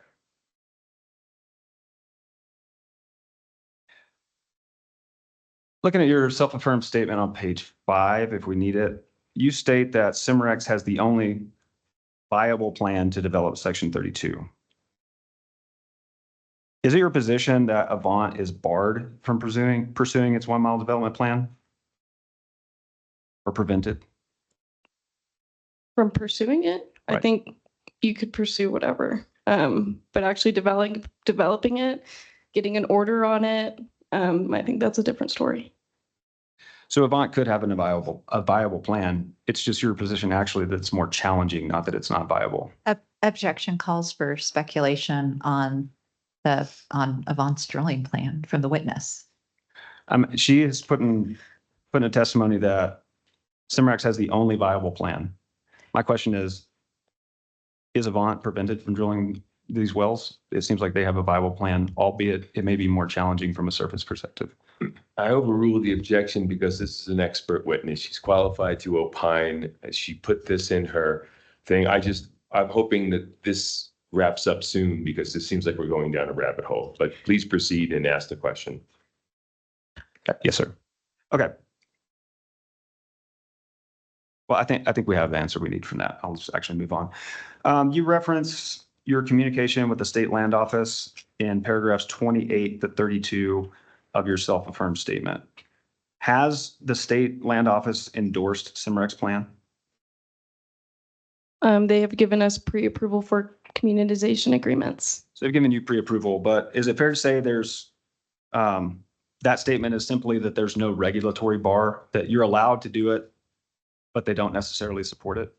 I cannot state on what the New Mexico State Land Office is saying. They gave us pre-approval for a communitization agreement. But not an endorsement. Not from, I mean, to my understanding, they gave us a pre-approval for a communitization agreement.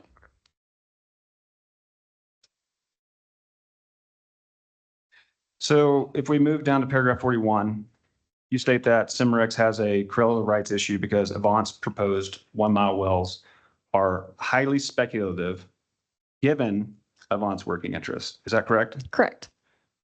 And you're aware that Avant actually claims a much higher interest in section 32 than Cimarex is crediting them with, correct? I have seen them credit with themselves with more, yes.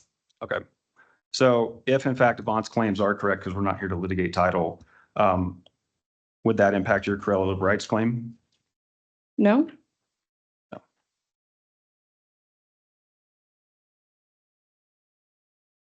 want to move to this 1998 JOA.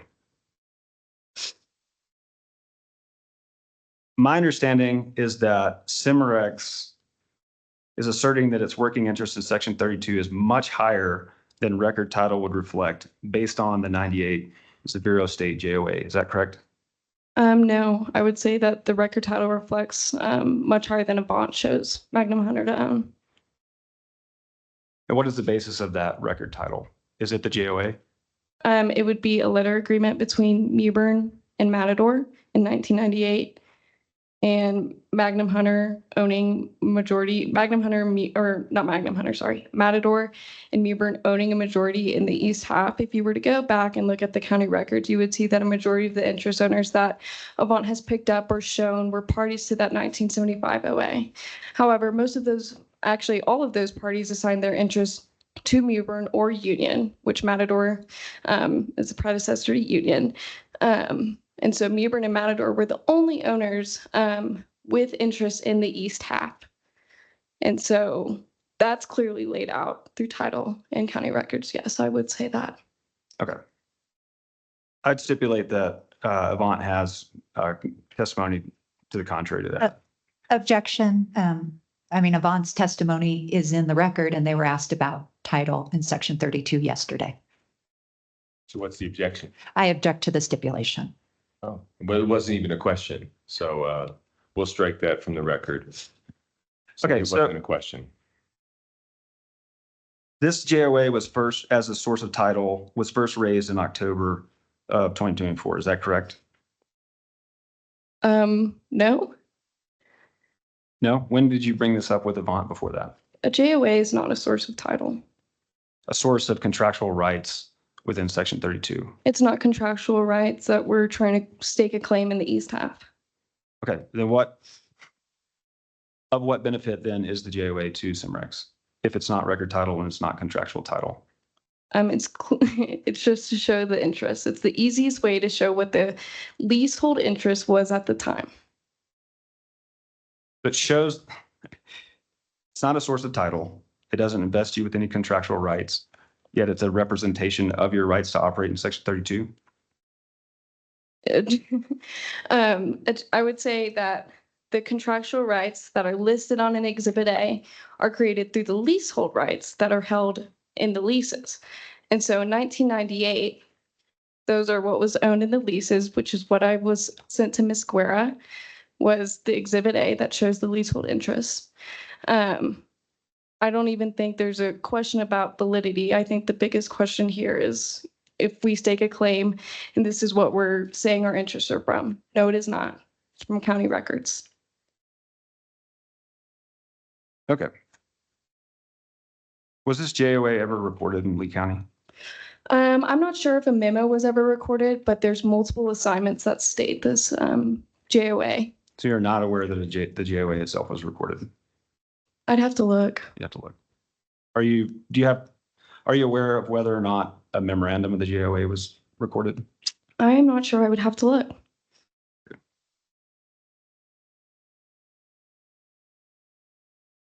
So, and your title research, which you've testified to, was extensive in this area. None of these memorandums or recordings came up at that time? Through title, well, we have these documents in our own files, so that would be considered a source document or a material examined. Right, but any record title reference to this JOA, or excuse me, record title, memorandum, or recording of the JOA, you did not find that. Is that correct? Oh, it's referenced in county records. I would look at the recording of Parks and Luttrell, or Mewburn to Parks and Luttrell, and then Parks and Luttrell to Delmar Hudson. That's where the OA is referenced in county records. I'm going to object to this line of questioning. It's just getting repetitive at this point in time, Yeah. and I'm not sure that it's helpful. That's the last question I have. Thank you, about it. Mr. Holliday. I'm going to turn now to Mr. McClure. Oh, wait, that was the last question I had about that. I'm sorry, not the Oh, last I'm question. sorry, Mr. McClure. But I Looks don't like have Mr. very Holliday many. has more. Okay, you mentioned that, did you personally run title in this area? Say that again, sorry. Did you personally conduct some of the title research in this area? No, I'm an in-house landman. No, you're not. Okay. You mentioned that you looked at the title on something called courthouse. I'm not familiar with this. Could you, just for the record? Yeah, so we have a program called Embarrass, or some people call it Embarrass. Oh, it's courthouse. And there's an app in there that's Courthouse, and so it pulls all of the documents and well, it depends on what county you have a subscription for, but pulls for the Courthouse Direct. Yes, Okay, yeah, Courthouse Direct. So when you were researching the title on Courthouse Direct, correct. you didn't actually research it in Lee County, just with Courthouse Direct, Like in Lee County itself? right? In the actual county records. No, just through Courthouse Direct, which is essentially the Lee County records. But you're aware that there's significant discrepancies between Courthouse Direct and the record title in the county, correct? Probably. I mean, I don't really use it for running title purposes. It's normally for just a quick search. I trust my title attorneys and brokers to really do the title research in the Lee County courthouse records.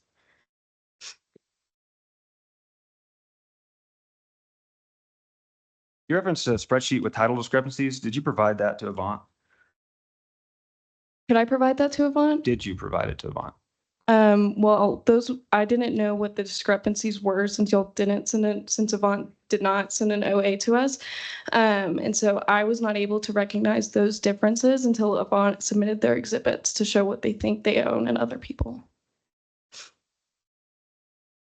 So, and you've impugned Avant's title efforts. Are you aware that Cimerex has failed to properly account for several depth severances in its chain of title? I would have to ask where. We've asked Avant on many occasions, and we've provided a list of issues we found with theirs. They have failed to do the same with us. And objection to this question. We asked Avant's witnesses yesterday if they could recognize where the depth severances were, and the testimony was they could not. She's already answered the question. Yes, I know. It was a little late. I'm sorry.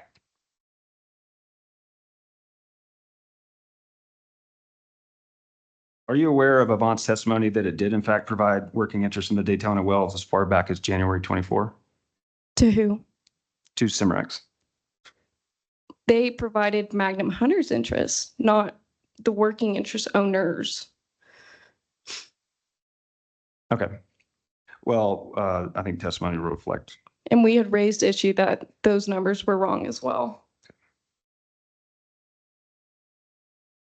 I think that's all the questions I have at this time. Thank you. Thank Thank you. you, Mr. Holliday. Mr. McClure? Yeah, thank you, Mr. Hearing Examiner. I do have some questions for Ms. Sykes.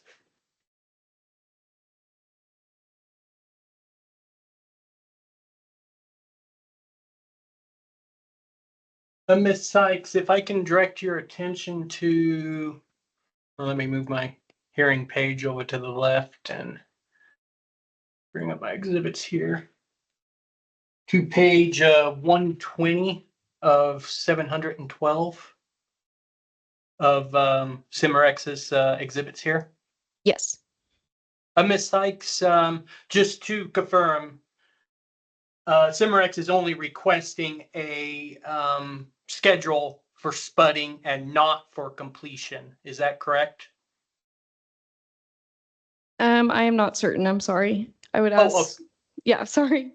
May I? Yeah, I was just saying, I'll expand on that.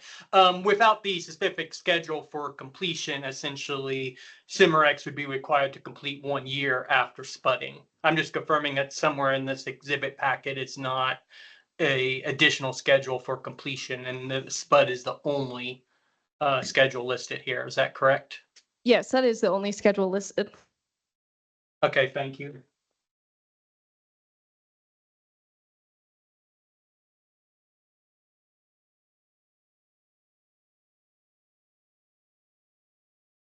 Now, I know earlier Mr. Felderwart had asked you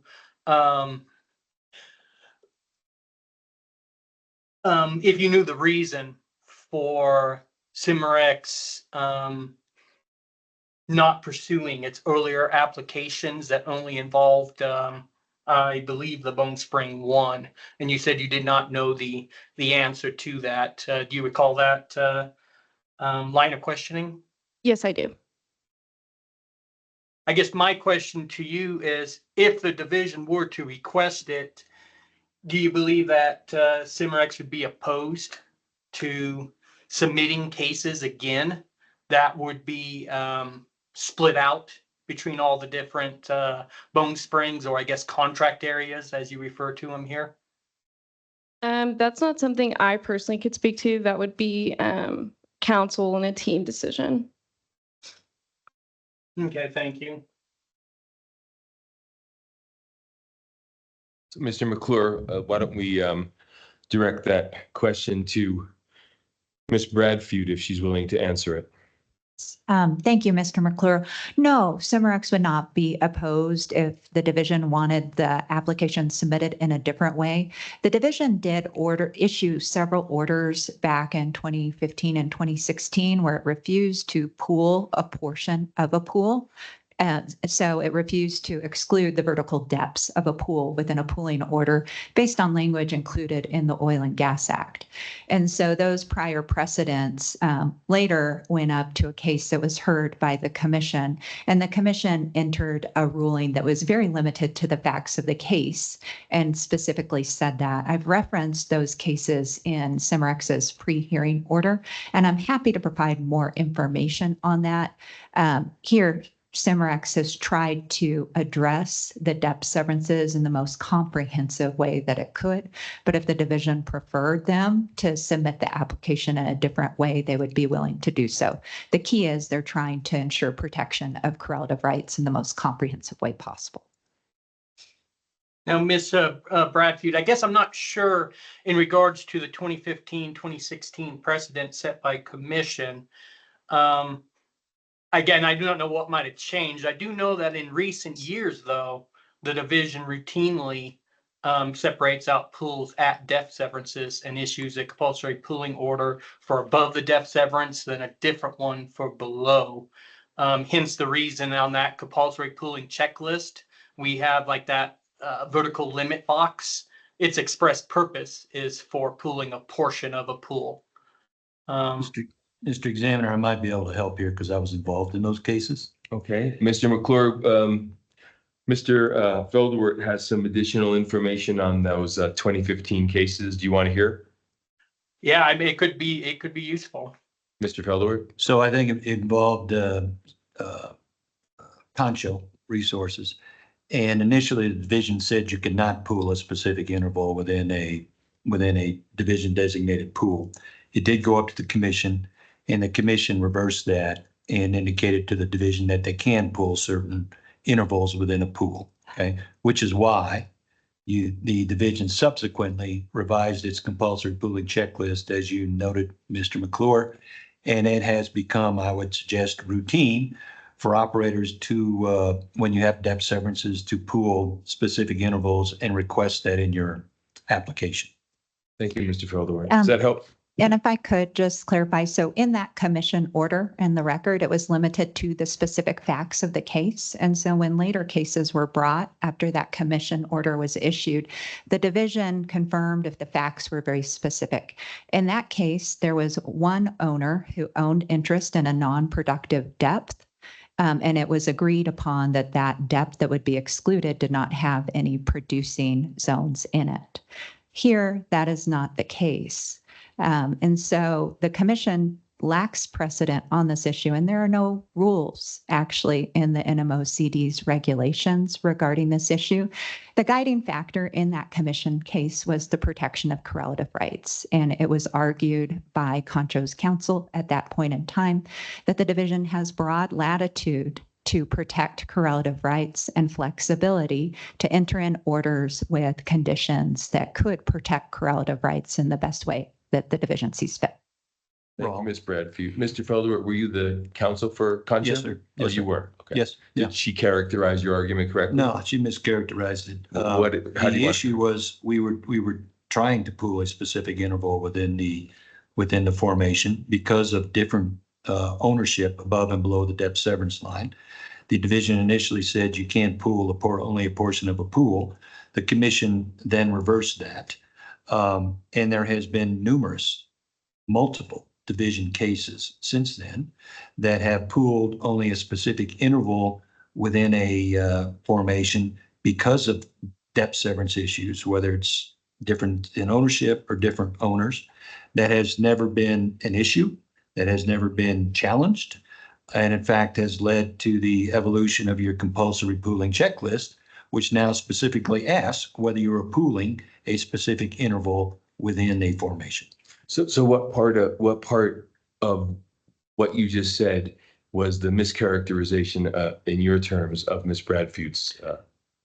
She mentioned something about us suggesting that the division has authority to deal with correlative rights in a very broad fashion, and seemed to be suggesting that the division can somehow just accept a contract area and a contract area A and a contract area B without providing notice in their pooling application that that's what they seek.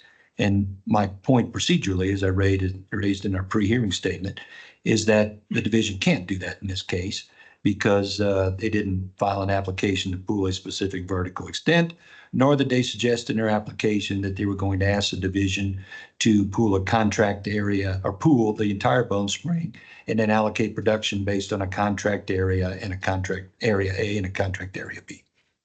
Ms. Bradford, I'll come to you in just a moment because I'd like to hear. This is interesting. So in your pre-hearing statement, you pointed out these, what you would call deficiencies in the application. Yes. And the notice behind the application. Well, the first off, the first time we saw a suggestion that they were going to try to pool for a contract area A and a contract area B was in the notice of the hearing that was sent out. There was nothing in the application that suggested that. There's also nothing in their well proposal letter that said that they were going to pool for a contract area and a contract area A and a contract area B. So my point here is that if you don't indicate in your application that you are going to pool a specific interval, or that you're going to pool the entire interval, but then ask the division to impose on working interest owners a contract area and A and a contract area B, that they're not on sufficient notice, that is what you seek. It's not in the application, it's not in the public notice. And there are parties that may not have received the application. So I can't, for example, say that I'm going to pool the entire Bone Spring in my application and then come in with a notice letter and say, well, we really want to do a contract area A and a contract area B, but provide no indication of what that is or that that's what they seek. So, you first learned, so from your perspective, you first learned about this through notice. Which notice are you talking about? It was the one we attached to our Exhibits? zip package, yes. But what was the date of that notice? October 15th, 2024. Okay. And you're saying that wouldn't be sufficient notice for this hearing? It would, no, I'm saying it wouldn't be sufficient. It would not provide the division with the ability to pool for a contract area and a contract area B, because that was not requested in the application. That is then also then put on the public notice docket. Can I please respond? Of course. Yeah. Of course. I'm Yeah. just trying to Yeah. understand Yeah. Mr. Folderward's position, because I don't remember, I mean, these are very interesting and important issues that you're raising now based on everything that's going on here. But I don't remember you're discussing this in your opening statement. I remember you're focusing on the protection of waste from the positions of the wells being vertical, stand up versus lay down. I'm not sure why I didn't hear this in your opening statement. So two reasons. One is my opening statement, I kept very short as I could, course. right? To deal with the factual issues between the parties. Secondly, I'm still not exactly sure what they're asking the division to do. Okay. Okay. And as you got that from my line of questioning, I don't know, it seems to me, based on their compulsory pooling checklist in their application, that they are not asking the division to pool and create a contract area A and a contract area B. That's what it seems like to me. If that's the case, then I still don't understand how you can issue a pooling order, subject all these owners under that pooling order, and then impose that allocation to the owners that are subject to the pooling order. If parties agree to that, that's fine. But we don't have an agreement for that, and there's no notice to the owners being pooled that they're going to be subject to an allocation based on a contract area A and a contract area B. So I think the way they did it the first time around, where they filed their application for the contract area A, made sense. I don't understand why they didn't file a separate application for contract area B. Okay. Now, Ms. Bradford, you have several issues to address here. The first one is about the characterization or the commission order Yes. that you both referenced. Yes. And then you have the additional issues now, which are very illuminating for the division, because I know that we've been struggling with this as well. So Okay. please. Yeah, absolutely. So I actually pulled the briefing from that commission case and converted the arguments into a Word document as I worked on my positions for this case. I would be happy to provide a briefing, which, it's hard when people sit and think about what happened several years ago from the top of their head. So I think briefing on this issue may be helpful to talk about what the division and the commission actually put out there as public rulings for the parties to follow. Let me interrupt you and just say that I think that would be the perfect thing to put in a closing argument, Okay. which I know we're going to want Yes. in these cases. I sometimes leave it up to the parties. Do you want to provide this? Do you want to provide that? In this case, we are ordering the parties to file full written closing argument. And now, of course, the transcript will take 2 weeks. We'll deal with all the time frame later, but yes, we want parties to submit written closing arguments. Any issue not mentioned is waived, of course, and then proposed findings and proposed conclusions, because, sorry, Mr. Felderward, but that's what we want in this case, because it is somewhat complex. There are multiple legal issues here and multiple factual issues that, everyone has different positions on. And I think it would be helpful for the department so that we have a solid understanding of what's going on here and what to make a decision on. So anyway, so please proceed. You were responding to Mr. Felderward's comments. And so next issue, moving beyond the commission case, is in Cimarex's Magnum Hunters applications, they are seeking to pool right now the entire Bone Spring. They're not asking for the division to create different contract areas. However, that is an easier way to reference the differences in the interest percentages in the depths. And so at this point in time, I think it's a very clear-cut case where production, which we have not yet been able to put on all of our witnesses, production comes from wells landed in depths that only produce from each specific zone. And so there will not be a well that obtains production from the two different depth severed zones. And so the wells will take production from the zone. All of the interests are calculated, as Ms. Sykes has testified, based on surface acreage ownership. And that is laid out just like it is in any other pooling case for the tracts committed to the spacing unit for the wells.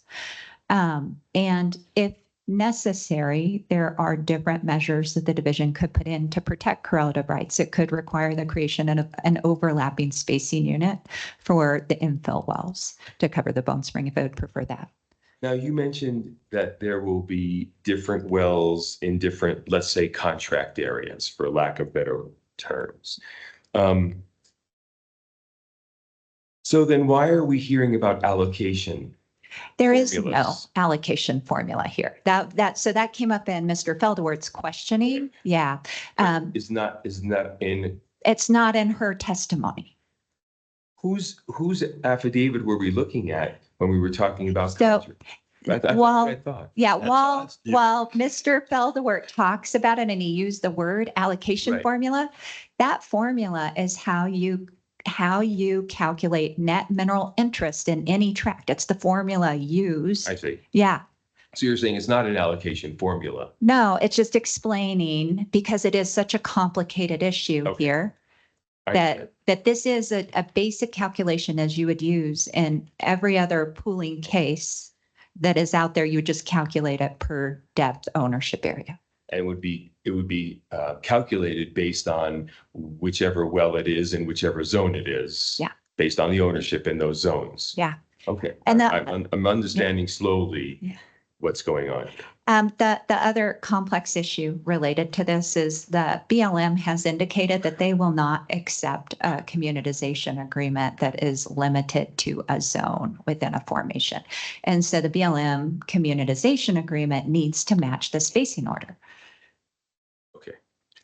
Okay, there's a lot of moving parts here. Mr. Feldor, Sure, can I share? please. Who's sharing right now? And of course, this is all argument. This Yeah. is not evidence. I just want to make that clear for the record. And just so I'm clear, and perhaps the division is clear, this is the notice letter that MRC received. And what's the date of this notice letter? This is the one we saw previously. October 15th, 2024. It's our exhibit F. Okay, very good. In their application, they mentioned nothing about depth severance. They do here. Okay. Then they had described a contract area A. And then they describe a contract area B. And then they say in their notice letter, again, not in their application, that Magnum will ask the division to recognize these contract areas in any pooling orders issued by the division for the proposed units. Okay. It sounds like they're not doing that anymore. That's what it sounds like to me. Okay. And my point that I made in the pre-hearing statement was that they wouldn't be able to do that because they didn't have the contract area A or the contract area B in their application or in any of the public notice. If they're not doing this, okay, let's know that. And secondly, if they're not doing this, then under what agreement have the owners above and below the depth severance line agreed to be paid differently based on where the wells are located and what agreement, under what agreement have they acceded to the idea that we're going to be paid this way if the well's up here and another way if the well's below? Nowhere. Ms. Bradford? There is nothing within the Oil and Gas Act or within the regulations or commission precedent or that I could find, and I ran a thorough search of division orders that specifically require an agreement of absolutely all parties. There is a requirement, I think, to work with interest owners in good faith and give them notice of this issue. And notification has been given of this issue to the working interest owners in this case. So my question to you then is, and then we need to move on with witnesses because we're going to be here for a long time. But I do appreciate this conversation because it helps me understand, and I think maybe the technical examiner as well, legal issues that we did not know were precedential or what effect they might have on the pooling applications. why then bring it up here? Why not have it in the original application if you are going to have it here? Yeah, you can get voluntary joinder from all of the parties. And so Cimarex did already testify. They got voluntary joinder from every interest owner who did not have an interest in each zone. So now all the working interest owners own an interest in every zone, or they have signed a JOA agreeing that it's okay. And those are the working interest owners that are most likely to be impacted by a depth severance, because they're the ones that could have costs imposed on them in a zone where they don't own any interest. Here, that's not the case. They've all signed a JOA agreeing to this ownership allocation, or they have assigned their interests over to Cimarex. So when Mr. Feldward a moment ago brought up that issue of agreements, you're saying there are agreements in place. There are. Now, does it cover, did every working interest owner within the whole ownership deck sign a JOA? No, not every working interest owner, but the interest owners that had depth severed interests, their interests were cut off and they didn't own anything in the lower part of the bone spring, they did reach an agreement. Okay, all right. But, and this is very clever, okay? There are let's say owner A, okay? Owner A has a 12%, let's just use a number, 12% interest in the upper zone.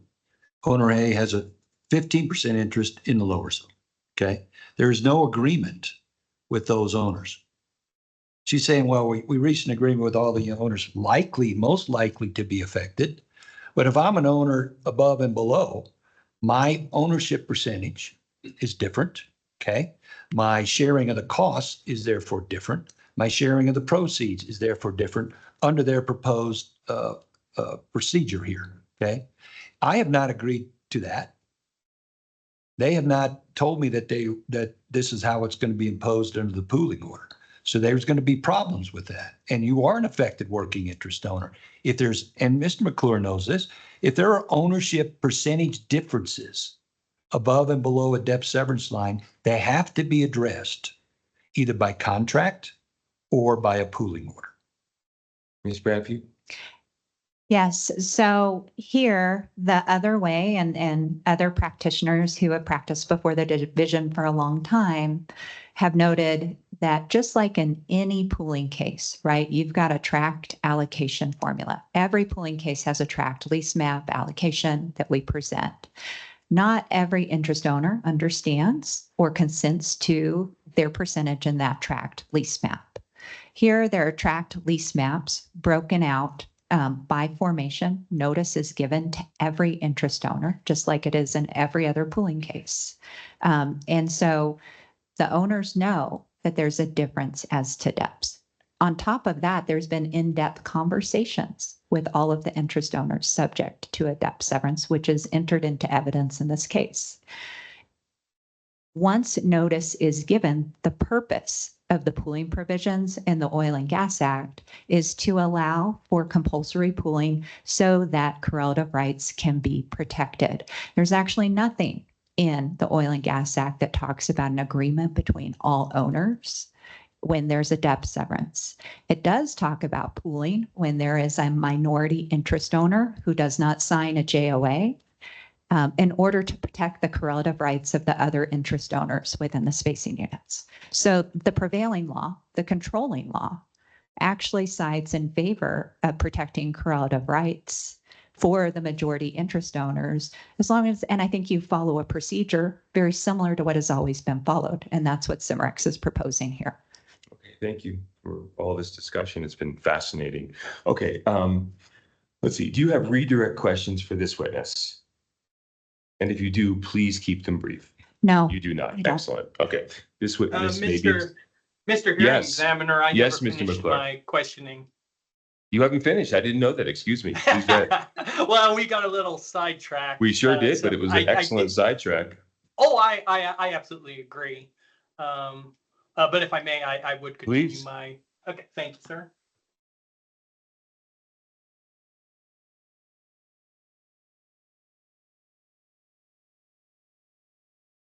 I mean, to be fair, I guess I only have one more topic I wanted to discuss.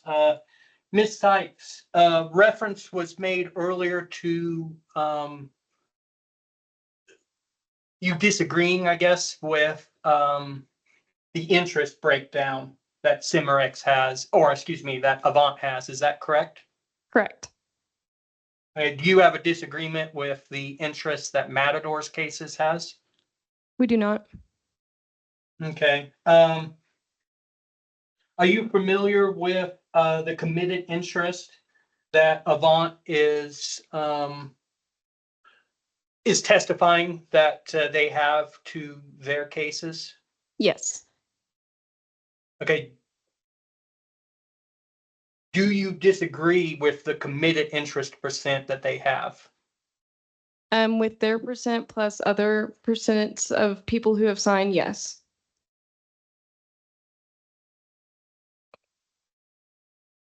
Okay, do you have within your exhibits here a percentage that you believe is correct for their committed interest? For their committed interest, I don't. Our title shows them only owning 1.2 net acres in section 32.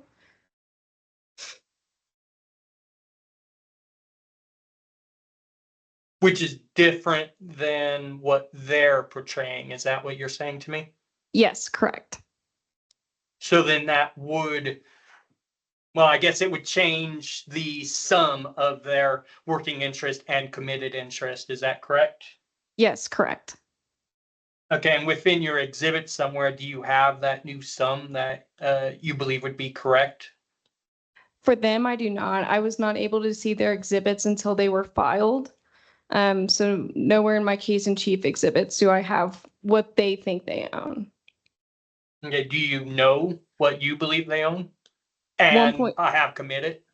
1.2 net acres, and I believe the part I would have to look back at my exhibits, but if we cross compared who they have supporting and owners we recognize through title, that would be T.H. McLevain, which is 10% of Avant's interest is committed to them.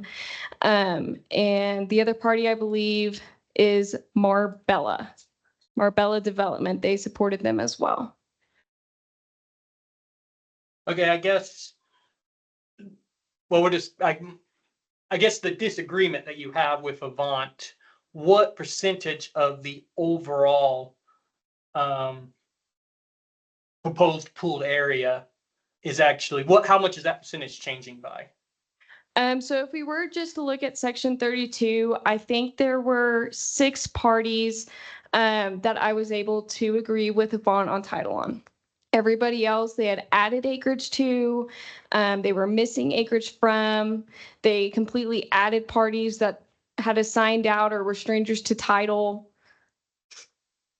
And so it would be a majority because the owners that we did have matched up that were correct probably owned less than 20 net acres.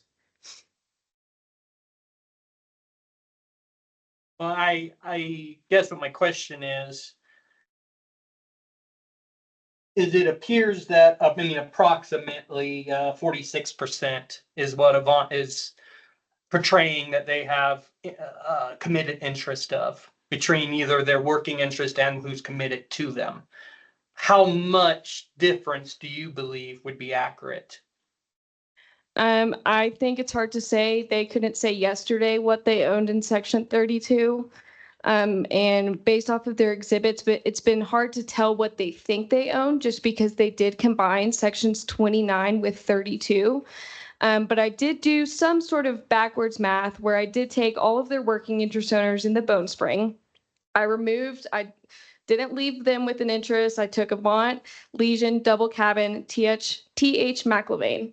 If I added everybody else up, there's only 40 acres remaining in section 32 to split between 4 different parties. So what they think they own has to be a little bit less than 40 acres in section 32. What we show them owning is only 1.2 net acres. Now, in regards to section 29, though, did you take into consideration what their interest is there? So I did not take 29 into consideration. We do not have title on section 29. We have not proposed to drill from or into section 29. What I will say is the parties that they had listed owning in section 30. So if we took their exhibit that lists out the tracks, I think it was 1 through 7 show the ownership in section 32. If I put all of those in an Excel sheet and included Avant's 3 entities, and left those blank. If I added everybody else up in section 32 who owns, we're looking for 640 total. I got 600, which we're able to deduct. There's only 40 acres left over to split between those 4 parties. So from my understanding, from what their exhibits show, there's 40 acres between those 4 entities. What our exhibits show and our title shows, they only own 1.2. So it is a big jump. Okay, so just make sure I'm keeping up with and understanding what you're saying is that Avant was portraying that they have 40 net acres in section 32, but you believe it is only 1.5 acres in section 32. Is that correct? Yes, they were portraying somewhere around 40. We know that it's the 1.2.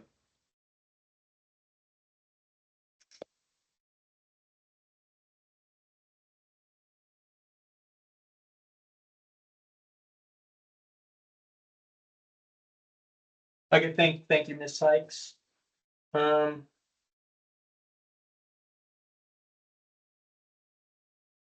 I have no further questions.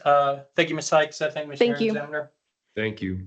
Ms. Bradford, redirect? No No redirect. redirect. This witness may be excused. Thank you. Who's your second witness? My second witness is Stacy Fry. Thank you. Examiner, Yes. would we be able to take a break? Yes, would you like to take a break now? Yes, How many minutes? just a few minutes. I just need to. 5 minutes? Yep. Okay, Ms. Fry, make yourself comfortable. We'll take a 5-minute break. We'll be back on the record at 10:49. Thank Thank you.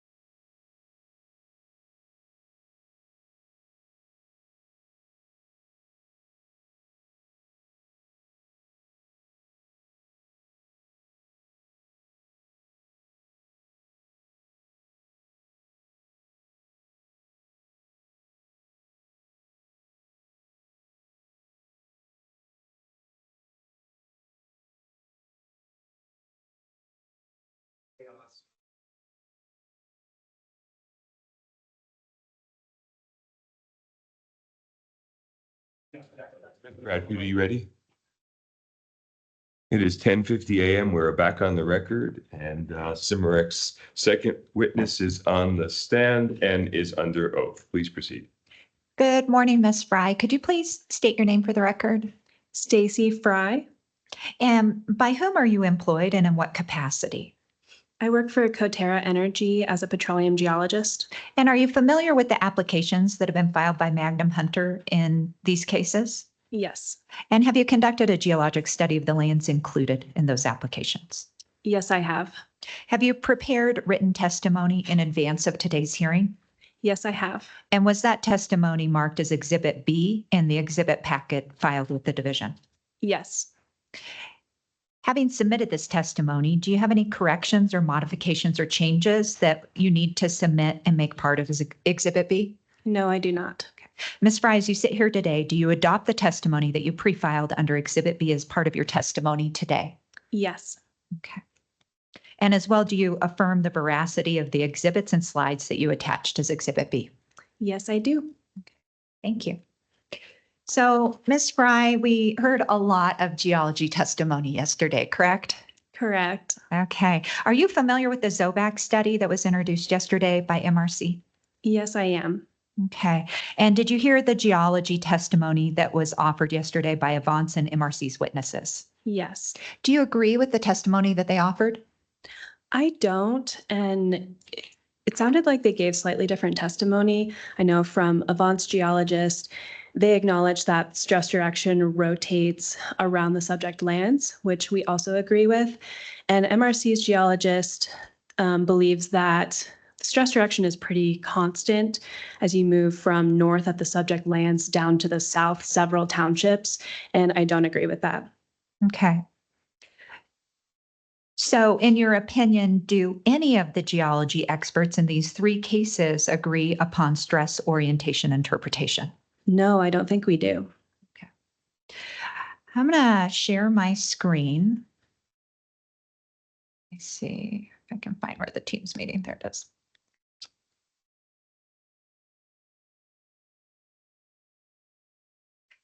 Is this the Zobac study that MRC introduced yesterday to discuss? Yes. Have you reviewed this paper? Yes, I have. Okay. And do you have any notable opinions that you want to share with the hearing examiner about this paper? Yeah, this paper is widely recognized across the industry. Many operators refer to this paper, and I have included Figure 1 in my exhibits, and I know MRC and Avant have also included Figure 1 in their exhibits to discuss the direction of maximum horizontal stress direction, also referred to as SH max. That's going to be important in this case because we are arguing over a stand-up versus lay-down development. And I'm arguing that either development scenario will work in this area. Okay. And have you reviewed the data that went into creating Figure 1 in the Zobac study? Yeah, so along with this paper, Lund, Snee, and Zobac supplied different tables that included the data that went into this figure. And I went in and looked at that data specifically for data points surrounding the subject lands. And I know in each of the exhibits, we all kind of zoom into the subject area and we look specifically at the stress directions that are closest to the subject lands. So I guess along with that data, they provide quality of SH max measurements, and they rank the quality from a scale from A to D plus. So A would be the highest quality data. And I noticed near the subject lands, there are several data points that have a D plus quality, and so they're actually not included in this map. Qualities that are included in this map are A to C. Okay. And where are the data points, or what are the data points that are referenced on this map? The bold black lines that are located across the entire Permian Basin, those are what I'm referring to. Okay. And where are the closest lines to the subject lands that are involved in these three cases? It might be easier to refer to my exhibit, but just looking at this map, it would be the northeastern part of the Delaware Basin where there's a pretty significant data gap. Let me pull up your exhibit, Exhibit B2. Is this an exhibit that you prepared? Yes, it is. Okay. And can you just walk us through the data points that you're discussing and how close they are to the subject lands, which is marked with a star?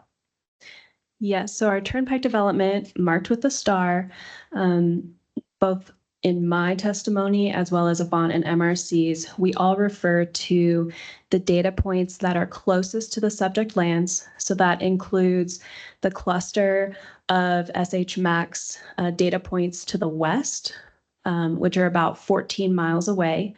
You have the data point to the east. That's, I think, about north 65 to 70 degrees east. That lies outside of the Delaware Basin, which is important because I believe that is a separate tectonic regime that should not be applied to within the Delaware Basin. That lies about 13 miles away. And then the data point to the south, which is, I believe, at about north 65 degrees east, that's actually the most reliable data point. That's also about over 13 miles away to the south. That's the most reliable because it's based on microseismic data instead of drilling-induced fracturing, like the other data points. Okay. And why would it be unreliable to rely on a data point outside of the basin? So the San Simon Channel, like I said, it's considered a different tectonic regime. The channel was subsiding throughout the Bone Spring and Wolf Camp. Delaware Basin was too, but in a different capacity.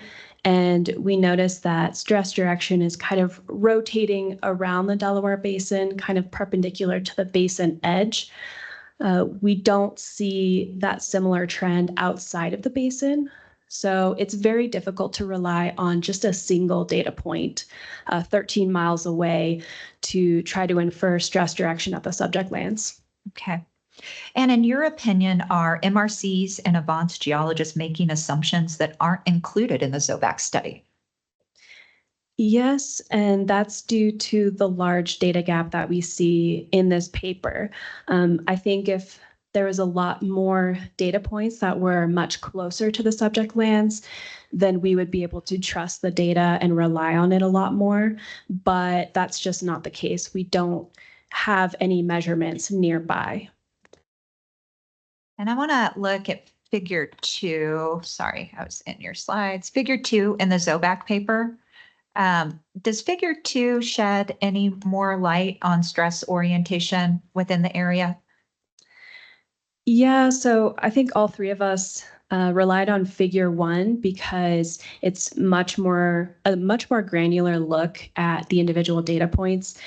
Figure 2 was referenced yesterday by MRC's geologist, and the reason I don't want to use this image is because specifically in box number 2, that is where the subject lands resides, they're averaging in this paper the stress direction based on approximately 2 data points across that whole area. And as we just noted, there are no measurements near the subject lands. So that average is just based on data points of 13 miles away. So I don't think that's an accurate image to use. Okay. And does the ZOVAC paper include any other information that could help fill this data gap within that 13-mile area? Yeah, going back to figure 1, they not only include SH max measurements, they're also including focal mechanisms that are measured from seismicity. That there are a couple different areas, but I'm going to focus on the Dagger Draw field, which is in western Eddy County. Those are not a direct measurement of SH max, but they do show the type and direction of slip on faults in that area. And I wanted to note that those beach balls, the lines on the beach balls, align with SH max directions that are just to the east. And that's probably because it's common knowledge that when the stress direction is very similar to the fault plane orientation nearby. We also see that faults have a greater potential for slip if the stress direction is very close to the orientation of the fault.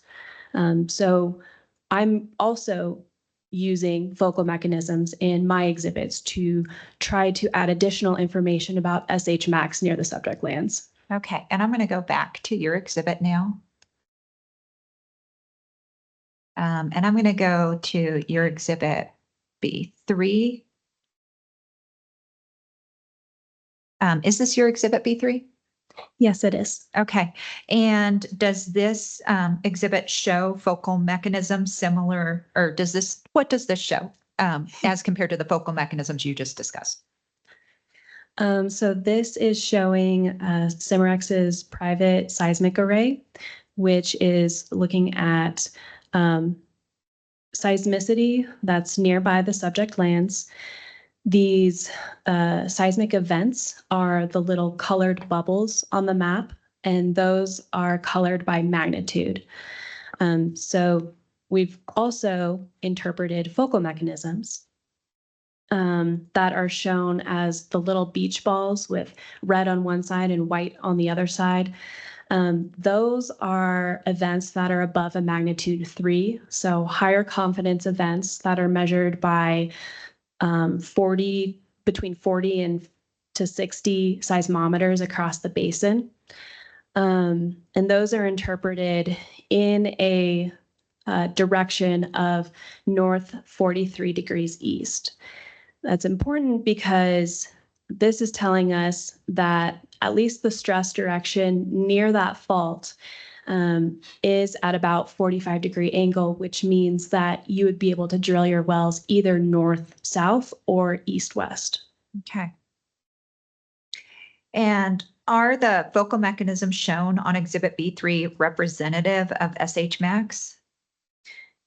So they're not a direct measurement of SH max, but I do think that stress has to be at least almost in that orientation for that fault to be able to slip. And we also know that when you get closer to faults, stress orientation does tend to rotate along the plane of the fault. Okay. To your knowledge, is Cimarex the only party that's provided additional data beyond what is shown in the Zobac study to support its interpretation of stress orientation? Yes, we are. And I did attempt to look for microseismic data nearby, FMI logs to look at drilling-induced fracturing, something more like what the Zobac paper was showing, but we just don't have that data in the area. We do have 3D seismic data, both over the subject lands and the vacuum covering the vacuum field that was mentioned yesterday in testimony. That's up to the northeast of this particular fault. And these focal mechanisms seem to align parallel with the faulting on that 3D survey. Okay, great. I'm going to share MRC's exhibit briefly. So bear with me while I pull that up.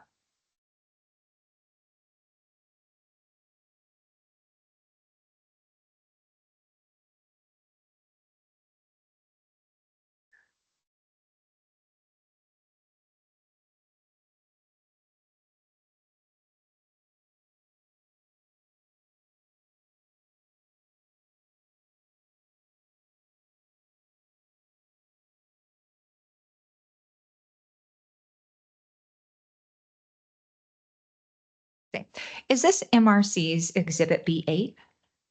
Yes. Okay, can you compare the testimony that you heard yesterday from MRC's witness with your analysis that you just explained based on your study? Yeah, so again, we're all referencing the same image. They're zooming into the area around the subject lands. That includes the 3 different areas showing different stress directions. And so they show the data point to the east. Like I said, that's located outside of the Delaware Basin, and it's a single data point. So I'm not sure how much we can rely on that single data point as the definition of stress at the subject lands. They also show the data point to the south, which I believe is the most reliable. But again, it's over 2 townships to the south. And I believe that stress is rotating around the basin, kind of perpendicular to the basin edge. And then they show the cluster of SH max directions to the west. That was over in the Lusk Field area that was mentioned yesterday in testimony. And I don't think that those are particularly an outlier, as was testified yesterday, because if you look at the zoomed out map on the left, even if you exclude those points, stress does rotate from north to south in Eddy County all the way over to about east-west in southern Lee County. There's just such a large data gap around the subject lands that it's very difficult to tell what exactly that measurement would be, but I don't think you can infer a certain measurement based on this exhibit. Okay. I'm going to go back to your exhibit in B2, and there was some testimony yesterday about the red arrows. Can you please explain what the red arrows on your exhibit represent? Yes, so those are my interpretation of interpolated stress direction around the subject lands. And so those do come with some assumptions as well. However, I am attempting to interpolate between the stress directions over by the Lusk Field all the way down to what we see in southern Lee County. However, those are informed by our additional data from our focal mechanisms on my exhibit B3. So they're not made up. They're just I guess a educated estimate of what the stress might be doing around the subject lands. And did you study the structural features in the area where the red arrows are shown? Yeah, I did. And there's really not many major features that would rapidly change the stress direction around there. So there's the Lusk Field, which does have a deep fault.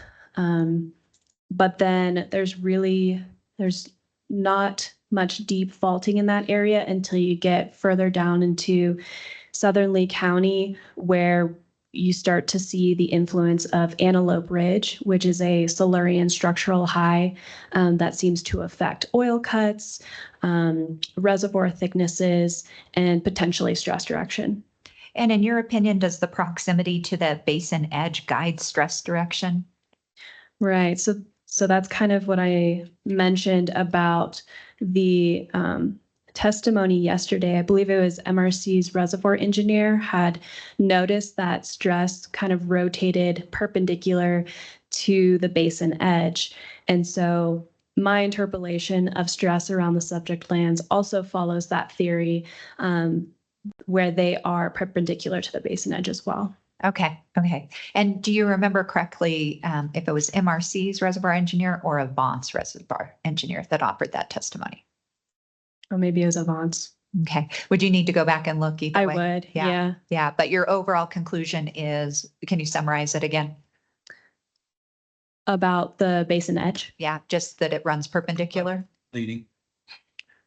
Sorry, I was just trying to clarify. I think, Ms. Bradford, I think even though the objection was to leading, I mean, all the parties have done that throughout their direct examinations, but I am hoping that we're just going to be hitting high points with your witnesses. Yeah.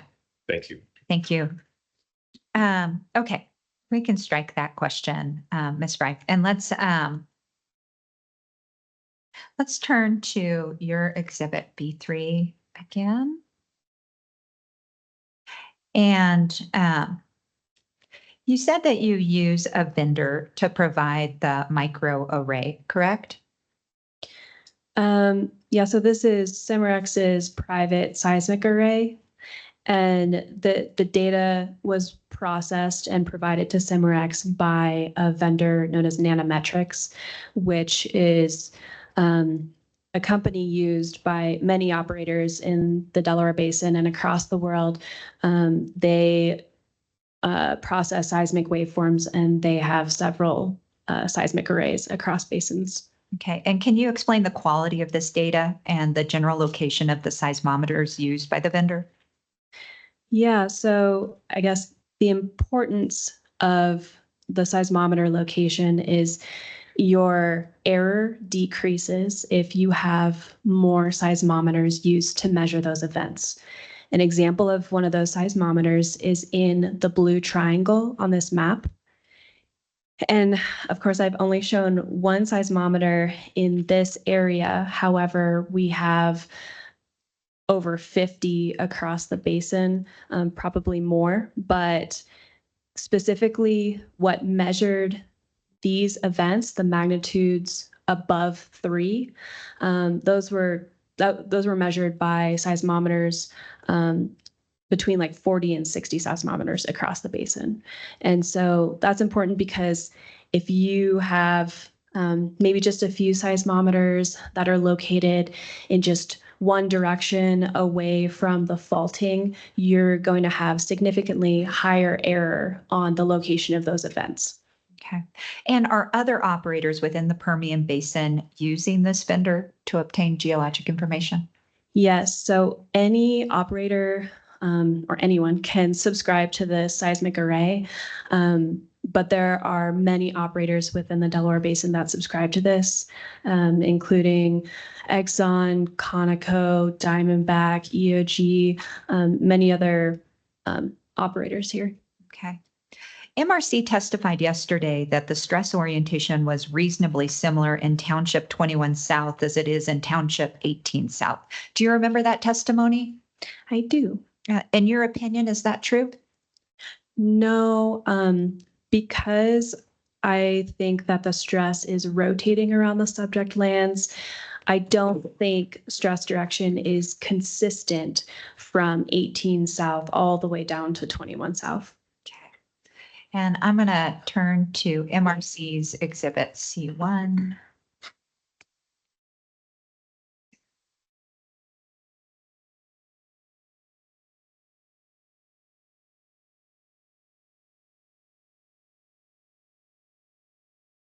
Okay.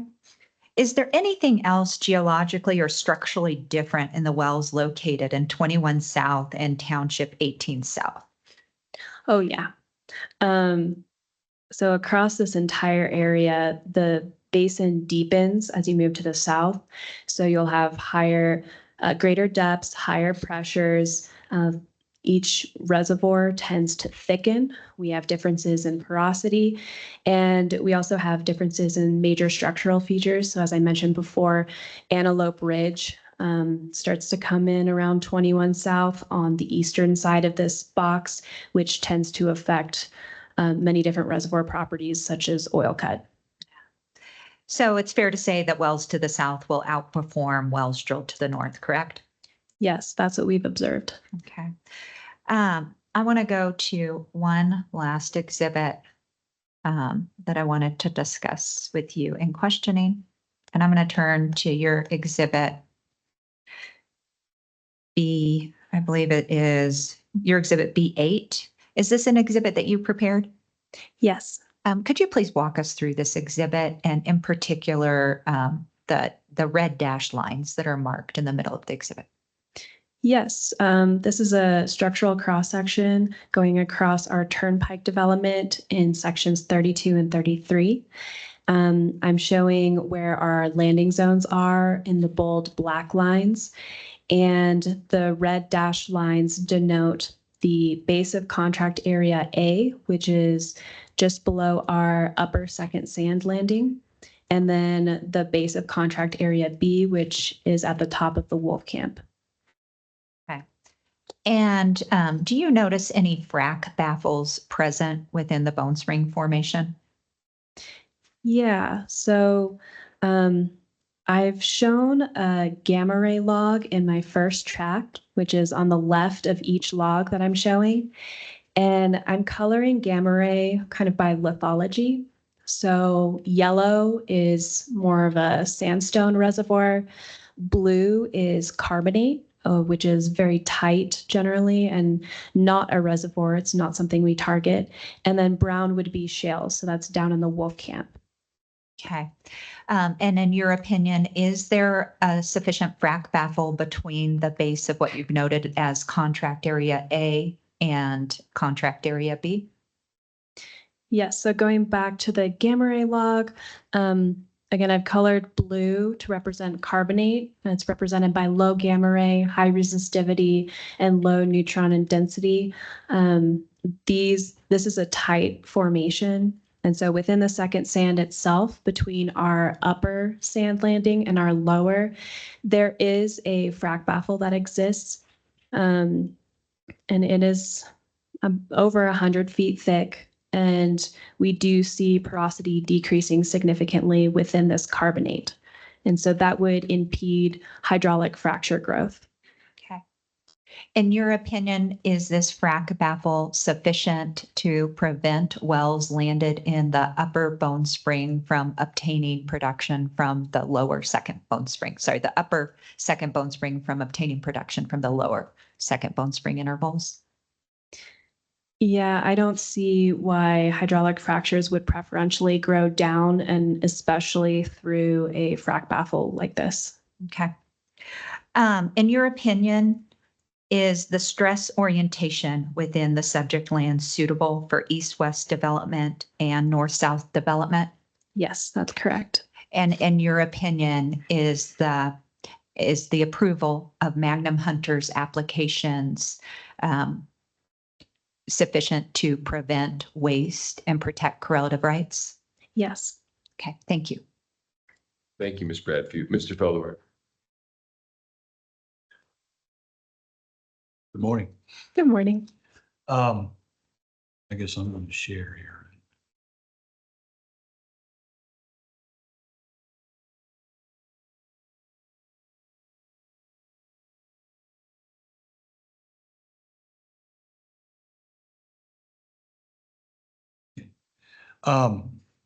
Ms. Fry, I see that you indicated you testified previously before the division.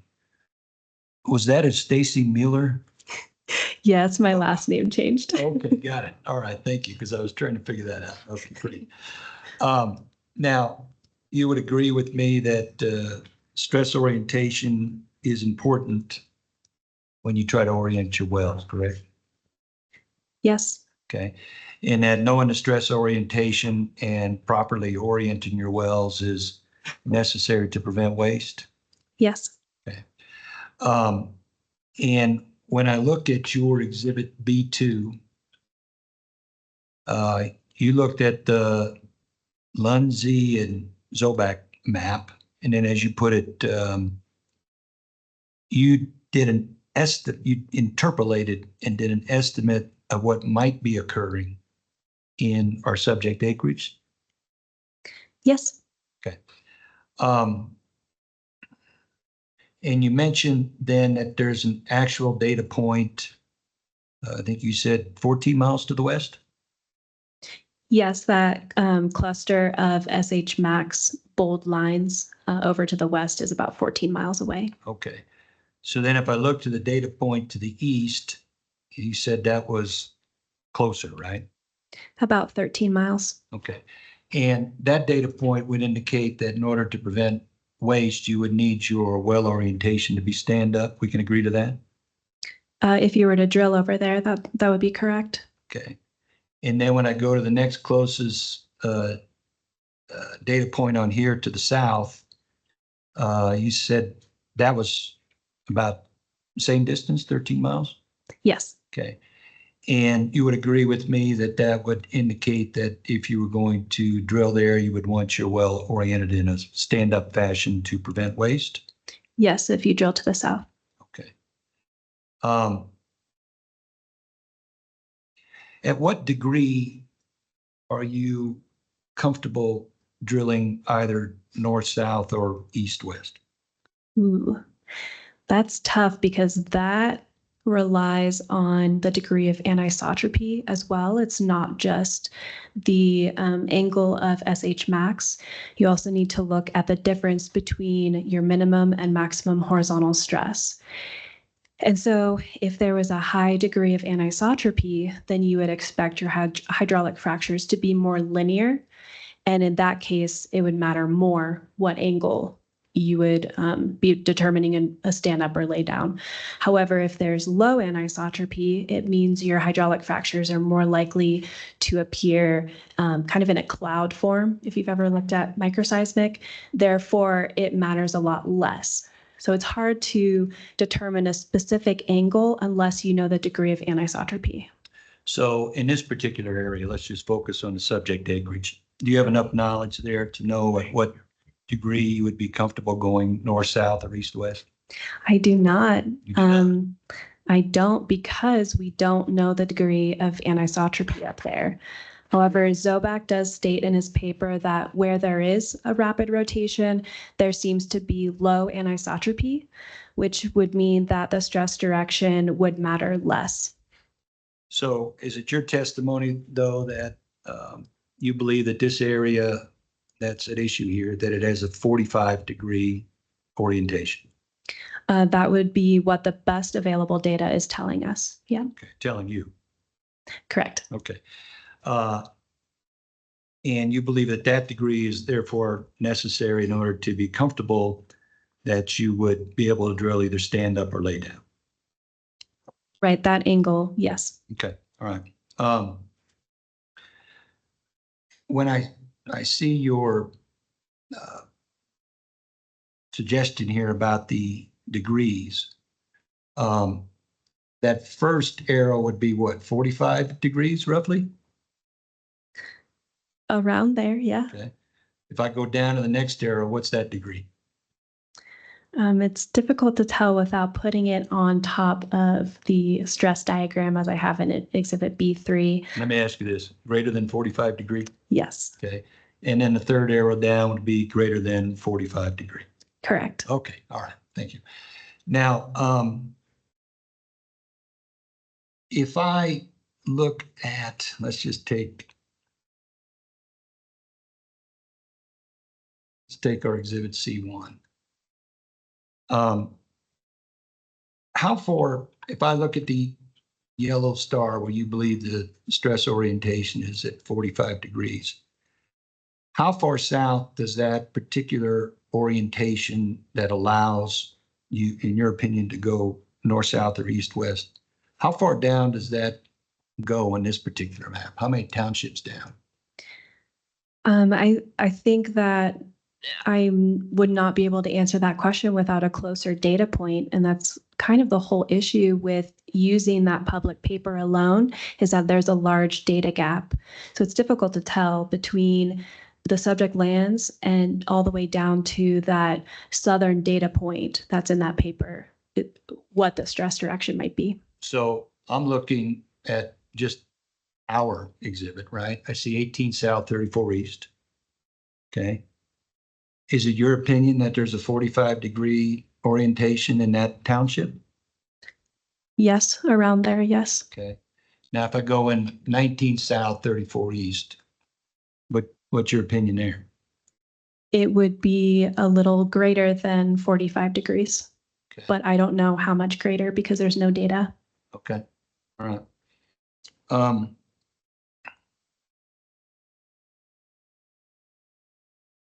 So you talked about data, right? Okay.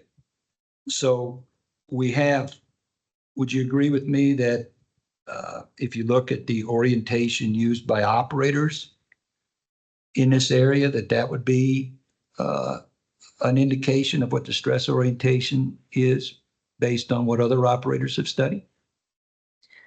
Not necessarily. I don't think that's a geologic data that determines stress direction. I agree with you. But at some point, the operators are going to have to determine whether they'll stand up or lay down, right? Correct. And they have geologists like yourself, Correct. and they look at the data, Mhm. right? Yes. And they want to prevent waste. Hope so. Hope so too, right? And so you don't think it's important that when you look at this area, that over 90% of the operators and their geologists have determined that you have to drill stand up over lay down in order to prevent waste? I don't want to insinuate what kind of data that they're using, but I do think that when you move all the way down to Township 21 South, I would agree that you would want to drill stand up. I just don't know how quickly that changes. Okay.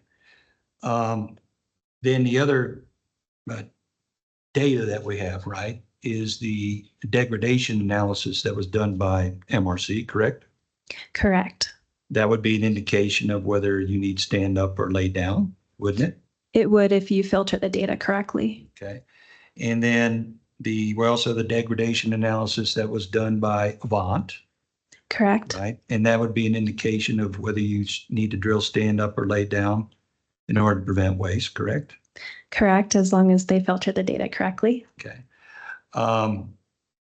Did you all, and then would you agree that as part of filtering the data correctly, that if you're going to do a degradation analysis, that you would want to look at an area that has a similar stress orientation?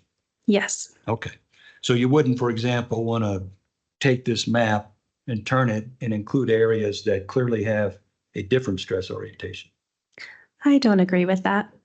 You think you can turn it and include areas with a different stress orientation in your degradation analysis? I think the stress is consistently rotating around the subject land. So just using this box seems to be biased towards a certain stress direction. And it's important to look at an area to the west as well. But you would agree that the area to the west has a different stress orientation than what you suggest is in the subject acreage? Yes, it depends how far west, but yes. Okay.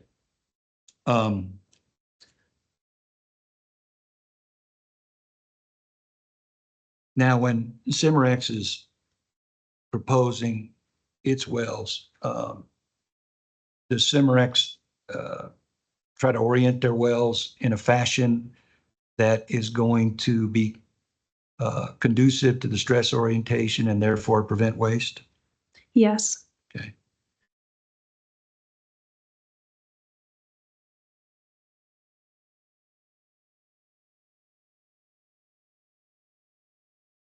So when I want to go to MRC's exhibit A10. Okay. Okay. I have it up in front of me. We see our area of subject area, right, where the Bobby Picard is in 28, sections 28 and 33. Yes. Okay. All right. Now, if we just go directly south of that, we see a number of operators that are either in the process of developing acreage or that has planned developments, correct? Correct. Okay. And it includes operators like Mewburn. Yes. Okay. MRC, of course. And then I see Cimarex with their big iron. You see that? I do. That's the same as Magnum Hunter, right? Yes, it is. All right.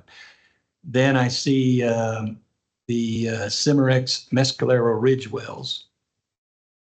That's your company.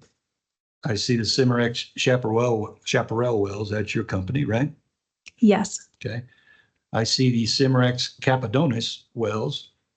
That's your company. Yes. And I see the Cotera Cordones wells. Now, is that again your company, even though it says Cotera? It is. Yes. Okay. All right.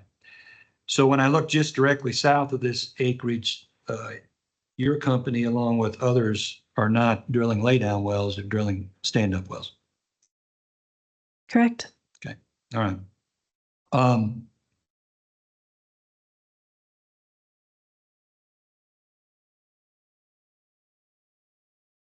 And when I look at, I want you to keep this in mind, okay? I want you to take a look at the Mescalero Ridge and the Cordones and the Capadones and the Chaparral. When I go to your exhibit A11,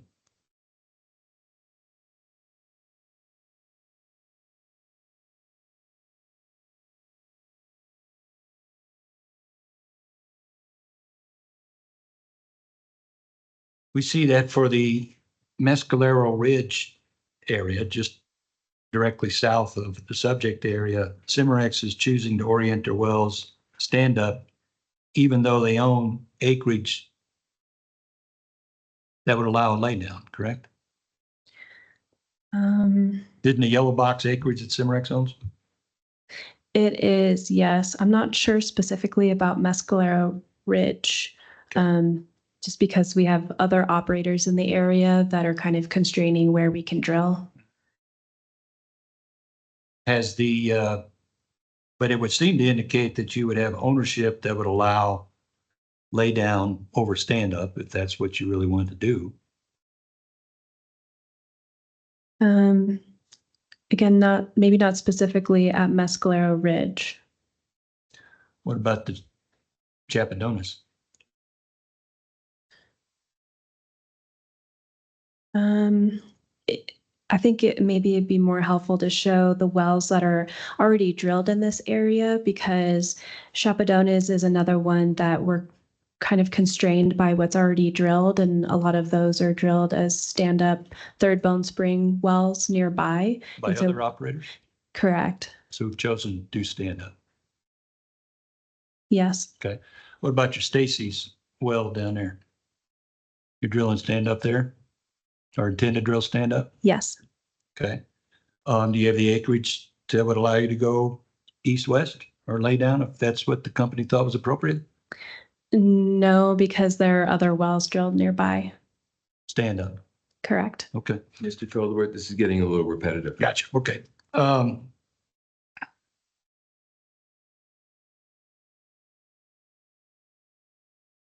The other data point that we have about the actual stress orientation in this area would be not only the figure 1 in these Zobac report, but also the figure 2, right? Yes. Okay. You would agree that the acreage at issue would be located in what would be box 2 in the southern part of that box. Yes. Okay. And you would agree that the professors that put together this peer-reviewed document, to them, the data indicates that the stress orientation is on average 60 degrees, and perhaps somewhere between 60 and 75 in this particular acreage. Right. And that's kind of what I brought up before. This figure takes figure number 1 and buckets the more granular data points into large averaged areas. And I have an issue with area number 2 because, as you saw in figure number 1, there just aren't many data points nearby. So you don't agree with what these professors show? I do agree that those are the averages, but I don't agree that they're representative of the subject lands because there's just no data nearby. Okay.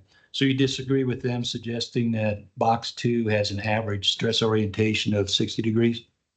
No, again, I do agree that these averages are averages of the stress directions based on figure number 1, but I do not agree that it's representative of the subject lands.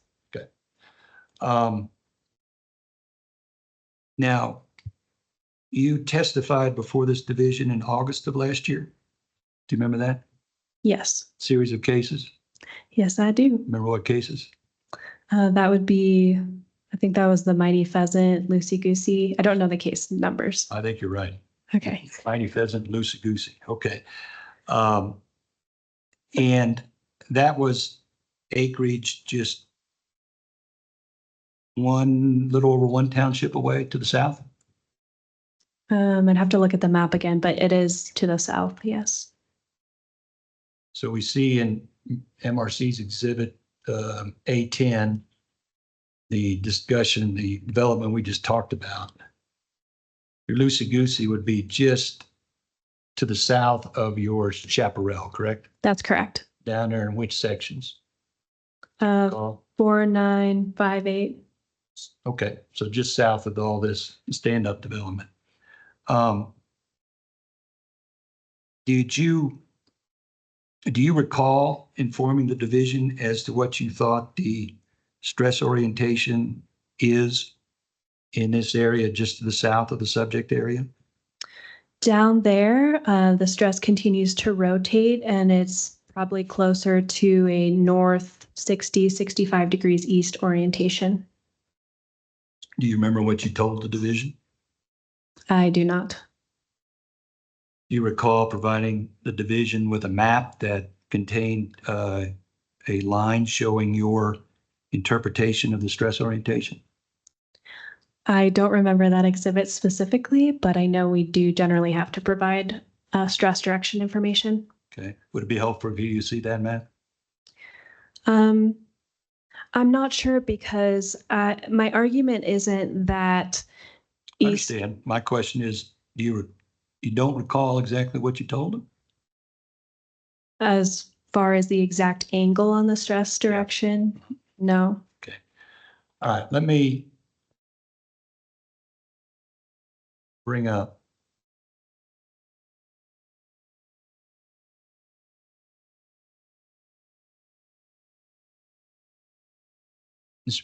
Ms. Mueller. Sorry. Same. Okay, all right. I'm gonna bring up on the screen the your self-affirmed statement that was marked as Exhibit B, and I'll just give one case. It was a Cimerex case 23448. Okay. Okay. And that's what we've just talked about? Yes. All right, okay. When I go down to your statement, paragraph 6, you note that you used the same Zobac map that we've been talking about, Yes. okay? And that you took that and then zoomed into a portion of their regional map. And where the blue lines, as you said, represent the digitized version of the same stress directions. Yes. Okay. And you said based on the regional trend observed by Lundsey and Zobac, the estimated stress direction at the Mighty Pheasant and Loosey Goosey is approximately 70 degrees, right? Yes. Okay.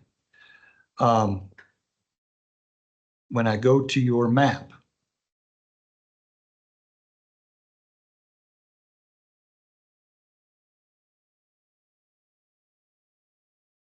if I look at what was it, Exhibit B1 to your statement, is this a map that you created? It is. Okay. I see, let's get oriented here real quick.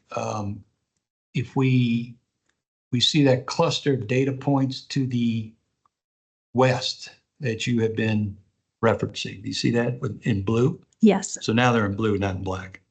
Correct. Okay. And then we see the, what you said was about 14 miles away? From the Turnpike development. Yes. Okay. And then we see the blue line in the upper right-hand portion that you drew on here that also represents the line from the Zobac analysis. Yeah, I just want to clarify, I didn't draw these lines on here. These are just digitized version of the Zobac paper. So these are not interpreted. Okay. And the acreage at issue here would be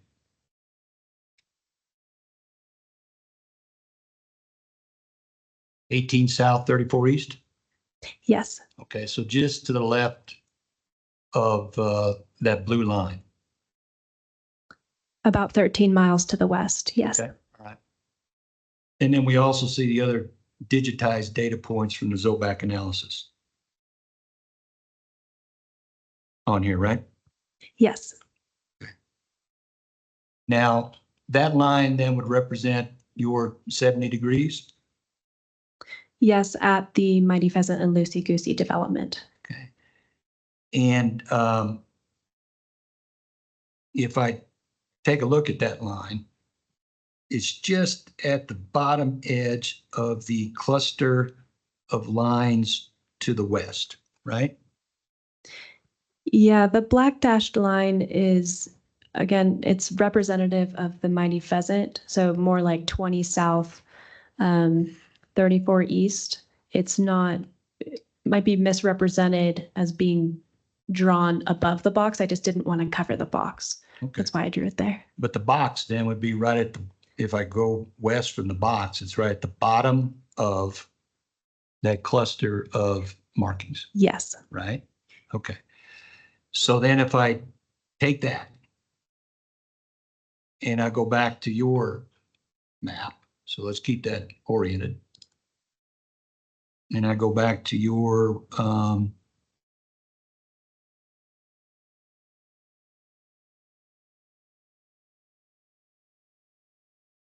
going to zoom out again. I go to your map here. And using that same orientation, I'm at the cluster in your outtake box to the left, the black lines, Yes. right? Okay. Mhm. And if I go from the bottom of that and I go straight across, your 70-degree stress orientation line would fall somewhere between your first arrow to the right of that, those black cluster lines, and your second arrow down below below the star. Sure. Okay. So roughly close to the bottom, right at the bottom of that star. Yes. Okay. So if we took your analysis just a year ago and we put that black line in there, it would be a 70-degree line of your interpretation just below the yellow star. Right. But also, since a year ago, I've looked into the new information from our private array, which informs this exhibit. Now, when your information from your private array, okay, I want to ask you about that real quick. You indicated that that's not a measurement of stress orientation, correct? It's not a direct measurement, Okay. correct? And that information that you said that you've used here today that you didn't show about a year ago, that you've had since 2020, right? Right. I'm not sure about the focal mechanisms, but we have had that fault image since 2020. Okay. Yet back a year ago, you didn't think that that was important to inform on your stress orientation line that you represented to the division just to the south of the subject acreage. No. Okay. Now, is it possible that the analysis that you did a year ago would explain why over 96% of the wells drilled by operators in this area is in a stand-up orientation? I don't think you can conclude that from that one exhibit. I do still stand by the fact that the stress does rotate around the subject lands. But you'd have to go from a 70-degree line just below that star and then quickly just rotate to 45 degrees? No, the 70 degrees was my interpretation at that time, and it's probably more like 50 to 60 at this time after I've looked at those focal mechanisms. Okay, so you chose not to look at the focal mechanisms a year ago. I think this is asked and answered a couple times now. Mr. Felderberg? So I just want to be clear. You had that data. Mr. Felderberg. Objection. Mr. Felderberg. Has it been asked? I don't think it's been asked. Yeah. Well, you should respond to the objection, don't you think? It has not been asked and answered. I'll allow, I'm going to overrule this objection. But this will be the end of this Sure. line of Sorry. questions. So please go ahead. Okay. So you had that focal information that you said is not a measurement of stress orientation a year ago, but you chose not to use that when you represented to the division the stress orientation in acreage just south of here. No, I said that I don't know if we had the focal mechanism information available a year ago. I know we did have the fault imaging information available, and I wouldn't make conclusions just based on fault imaging. The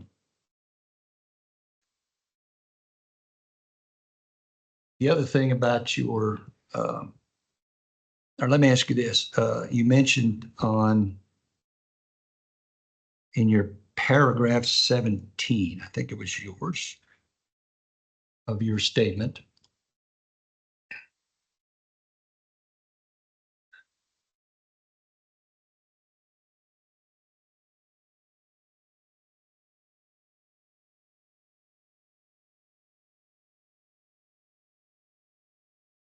Let me get there.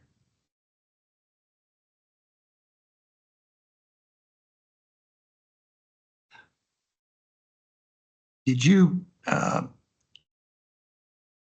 testified about the barriers that exist between the upper bone spring target and the second bone spring target? You remember that? I don't think this is my paragraph. That's what I'm trying to get to. So let's go to this, right? You did testify about this? Yes. Okay, all right.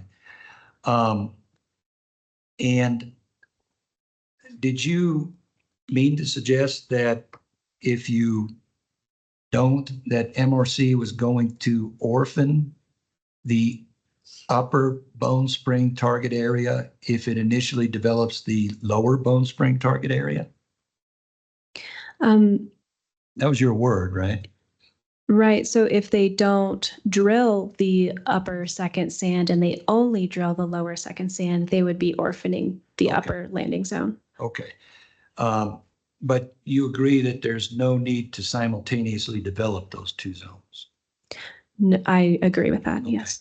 And that if MRC, like they have here, have chosen to develop the lower second bone spring sand first, that would not prevent them or any other operator from proposing wells subsequently as infill wells in the upper second bone spring sand. Correct. Okay, all right. And would you agree with me that by targeting the second bone spring sand first, that you would then gain logging information from the upper second bone spring zone? Yes. Okay. And don't you believe that that is important in order to de-risk that upper bone spring zone? Not necessarily in this area. There's so much production within the upper second sand. There's even a vertical field nearby. Did you testify just a year ago in your same statement that we just looked at that the lower second bone spring sand is the established target across several townships?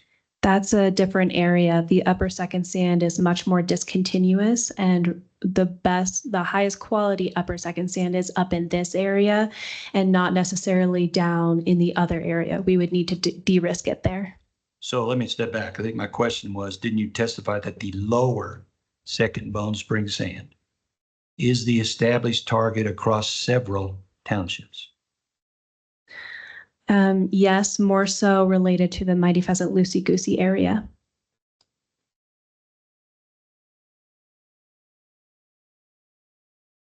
Well, did I characterize your testimony correctly, though?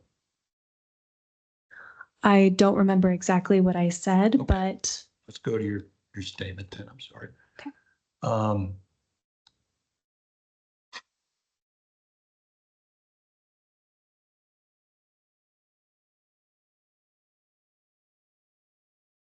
I'm in paragraph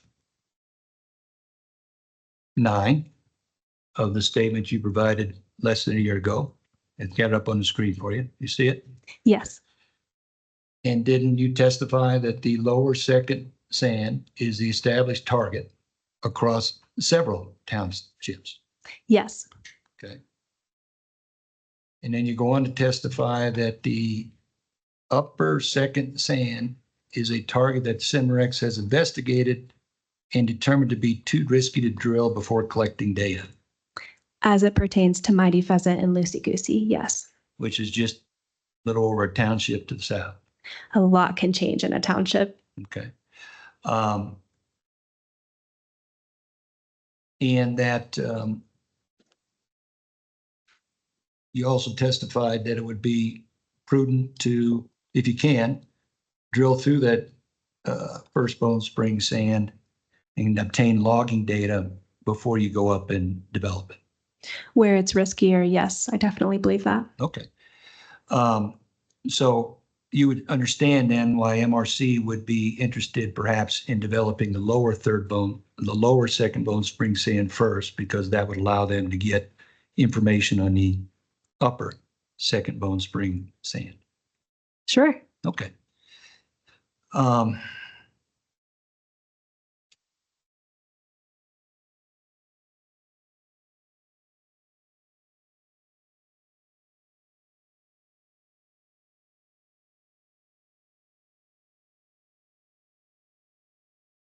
Good.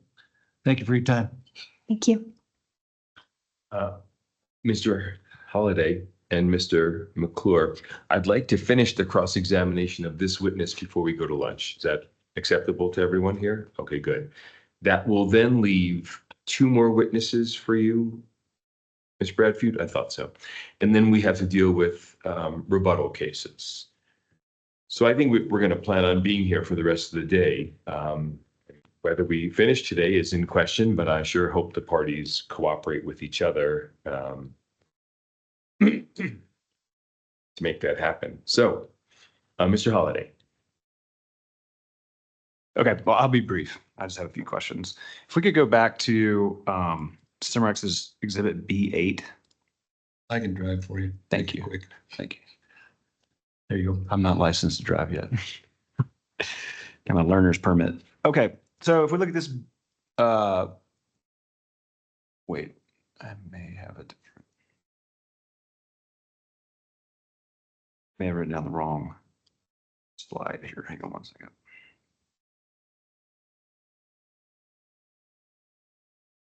I'm sorry, it was MRC's B8.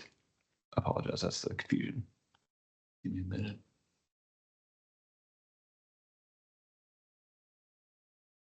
Okay. Okay, I just want to clear up real quick for the testimony, excuse me, for the record. Was it your testimony that we can't tell the approximate distances between the eastern data points and the western data points on this slide? Objection. The witness didn't testify about this slide. Okay, Oh, Mr. Holliday? my bad. Wrong slide. Oh, Oh, there we go. Yep, there we go. It didn't make any sense. Sorry, I got focused on my question. I knew something was wrong. Can you repeat that again? Yep, you bet. All right. I just want to make sure I've captured your testimony correctly. Was it your testimony that when we look at this slide, this map, that we cannot tell the approximate distances between the eastern and westernmost data points? As far as the stress direction data points, Yes. we are able to tell the total distance between the two. Okay. Okay, so if the basin outline, or was it your testimony that the basin outline negates the data outside of them? Basin outlines? I think there's a lot more uncertainty for data points that lie outside of the Delaware Basin, just because it lies within a different tectonic regime. Okay.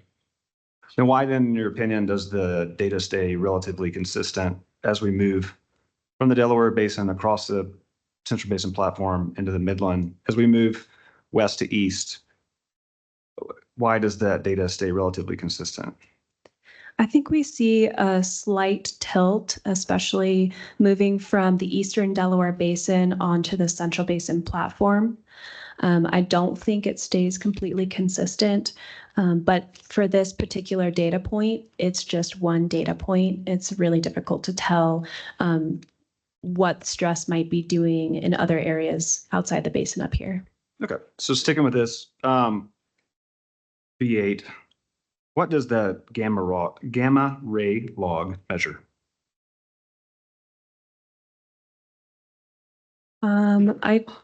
I'm not sure what you're referring to. Oh, different B8. I'm sorry. If now Matador's B8. Matador's B8 or I'm sorry. Gosh, A8? Cimarex is B8. There we A go. lot of B's. Thank you. There we go. And I'm not a geologist. Okay, looking at this slide, what does the gamma ray log measure? Gamma ray is a good lithology indicator, so you can tell the difference between sandstone and carbonate and shale, for example. So how are you inferring competency of these frac baffles that you've highlighted? It's a combination of gamma ray resistivity and neutron and density porosity, which are the logs that I provided here. I just referred to gamma ray because I tried to make it easier by coloring the gamma ray log by lithology. That's more commonly known as a carbonate baffle, but so like blue, for example, is carbonate. However, I would also back that up with high resistivity, indicating that it's probably very tight, as well as neutron and density porosity approaching 0% porosity on a limestone matrix, which also indicates that it's tight. Thank you. So if we look at that upper Bone Spring well, that looks pretty tight against that frac baffle that you've identified. Do you have any concern that you could, when you frac the upper Bone Spring wells, that could create any sort of frac into this baffle? Which upper Bone Spring wells are you referring to? That top, the one just above. There's a black line, a red line, and the blue frac baffle. The upper Bone Spring wells that you've proposed. Okay, and can you repeat the question? Yeah, you bet. So when you go to frac your upper Bone Spring wells, do you have any concern that this might create some communication with or fractures into the frac baffle? I see. Okay, so you're referring to the upper and lower second Bone Spring sand wells, Right, with the frac baffle in between. I think because that frac baffle exists, there's low likelihood that the lower second Bone Spring sand wells would communicate much, if at all, with the upper second Bone Spring sand wells. And I know we are designing our hydraulic fracture stimulation to prevent height growth, which is something you can ask our engineer about. Okay, so maybe this is a better, I'll ask one more, but maybe it's a better question for the engineer. So is it possible that fracking that upper Bone Spring well could create communication if and when you come back to drill the lower Bone Spring well, second Bone Spring well? No, that's pretty unlikely. We don't often see hydraulic fractures extend downward within formations, especially with that baffle there. It's more likely that hydraulic fractures within that upper sand will stay mostly contained.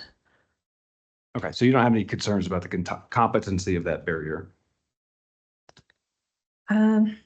I don't, based on these logs and based on the fact that we are modifying our frac design to stay more contained within the sand reservoirs.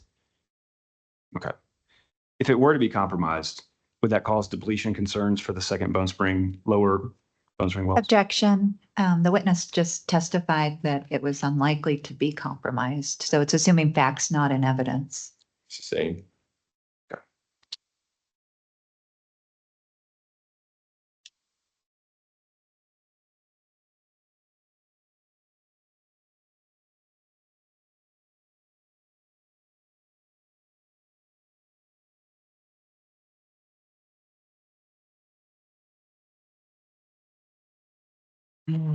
Okay. I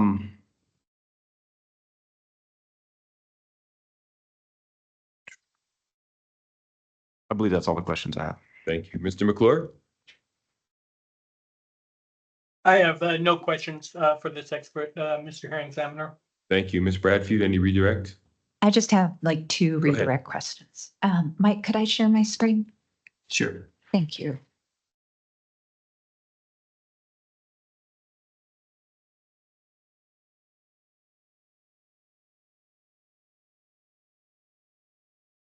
Okay, Ms. Fry, I am showing MRC's exhibit that they showed earlier, exhibit A10. Shoot. And this exhibit, I believe, goes from the MRC Eagles Wells down approximately 10 miles. Is that what you see, more or less? Yes. Okay. And have you studied the geology going about, have you looked at the geology going about 10 miles south below the subject lands? Yes. And does the stress orientation, in your opinion, change as you look 10 to 13 miles south? Yes, I believe the stress orientation is consistently rotating around this area.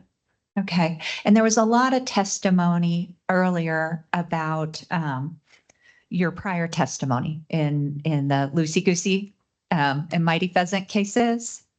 It sounded like that spacing unit was also located to the west. It was located 13 miles approximately to the south and to the west of these subject lands. Is that right? Or did I mishear that? Not to the west, but directly to the south. Okay, so it's about 13 miles to the south. Yes. Okay, so structurally, from a geologic standpoint, what are the differences? Actually, I want to correct that. It's about 7 miles to the south. Good. Okay, thank you. I didn't have to redirect. Good. Can you repeat the question, please? Yeah, structurally, what are the geologic differences as you go about 7 miles to the south? Geologically, to the south, we see an increase in depth and pressure. Stress orientation does continue to rotate to more of a north 65, 70-degree angle. We also see an increase in total thickness of certain reservoirs and porosity. Okay, thank you. Any recross on that redirect? No, sir. The only matter is whether might be helpful for me to introduce as an exhibit their statement since we both referred to it. I don't think so. Don't need it. Okay. I don't think so. Thank you. Okay. Okay, may this witness be excused, Ms. Bradfield? Yes, she may. All right, thank you. All right, it's noon. What time do the parties want to reconvene? Mr. Examiner, I would think we want to take a quick lunch. I imagine most people have to drive and go get some food. Have parties been able to do that within 30 minutes previously? I don't know. There are some Difficult. restaurants right over by Trader Joe's. That's There's, where we went yesterday and it was an hour. which one? It's an hour. We went to the baking company. Which one? The baking company? Oh, that one over there. Yeah, I thought it'd be quicker. Was it? Well, it took us, we got here an hour. Got it. Okay, then we might all need an hour for lunch Okay. as much as I, We'll go for an hour. We'll reconvene in 59 minutes at 1 o'clock. Thank you very much. thank you.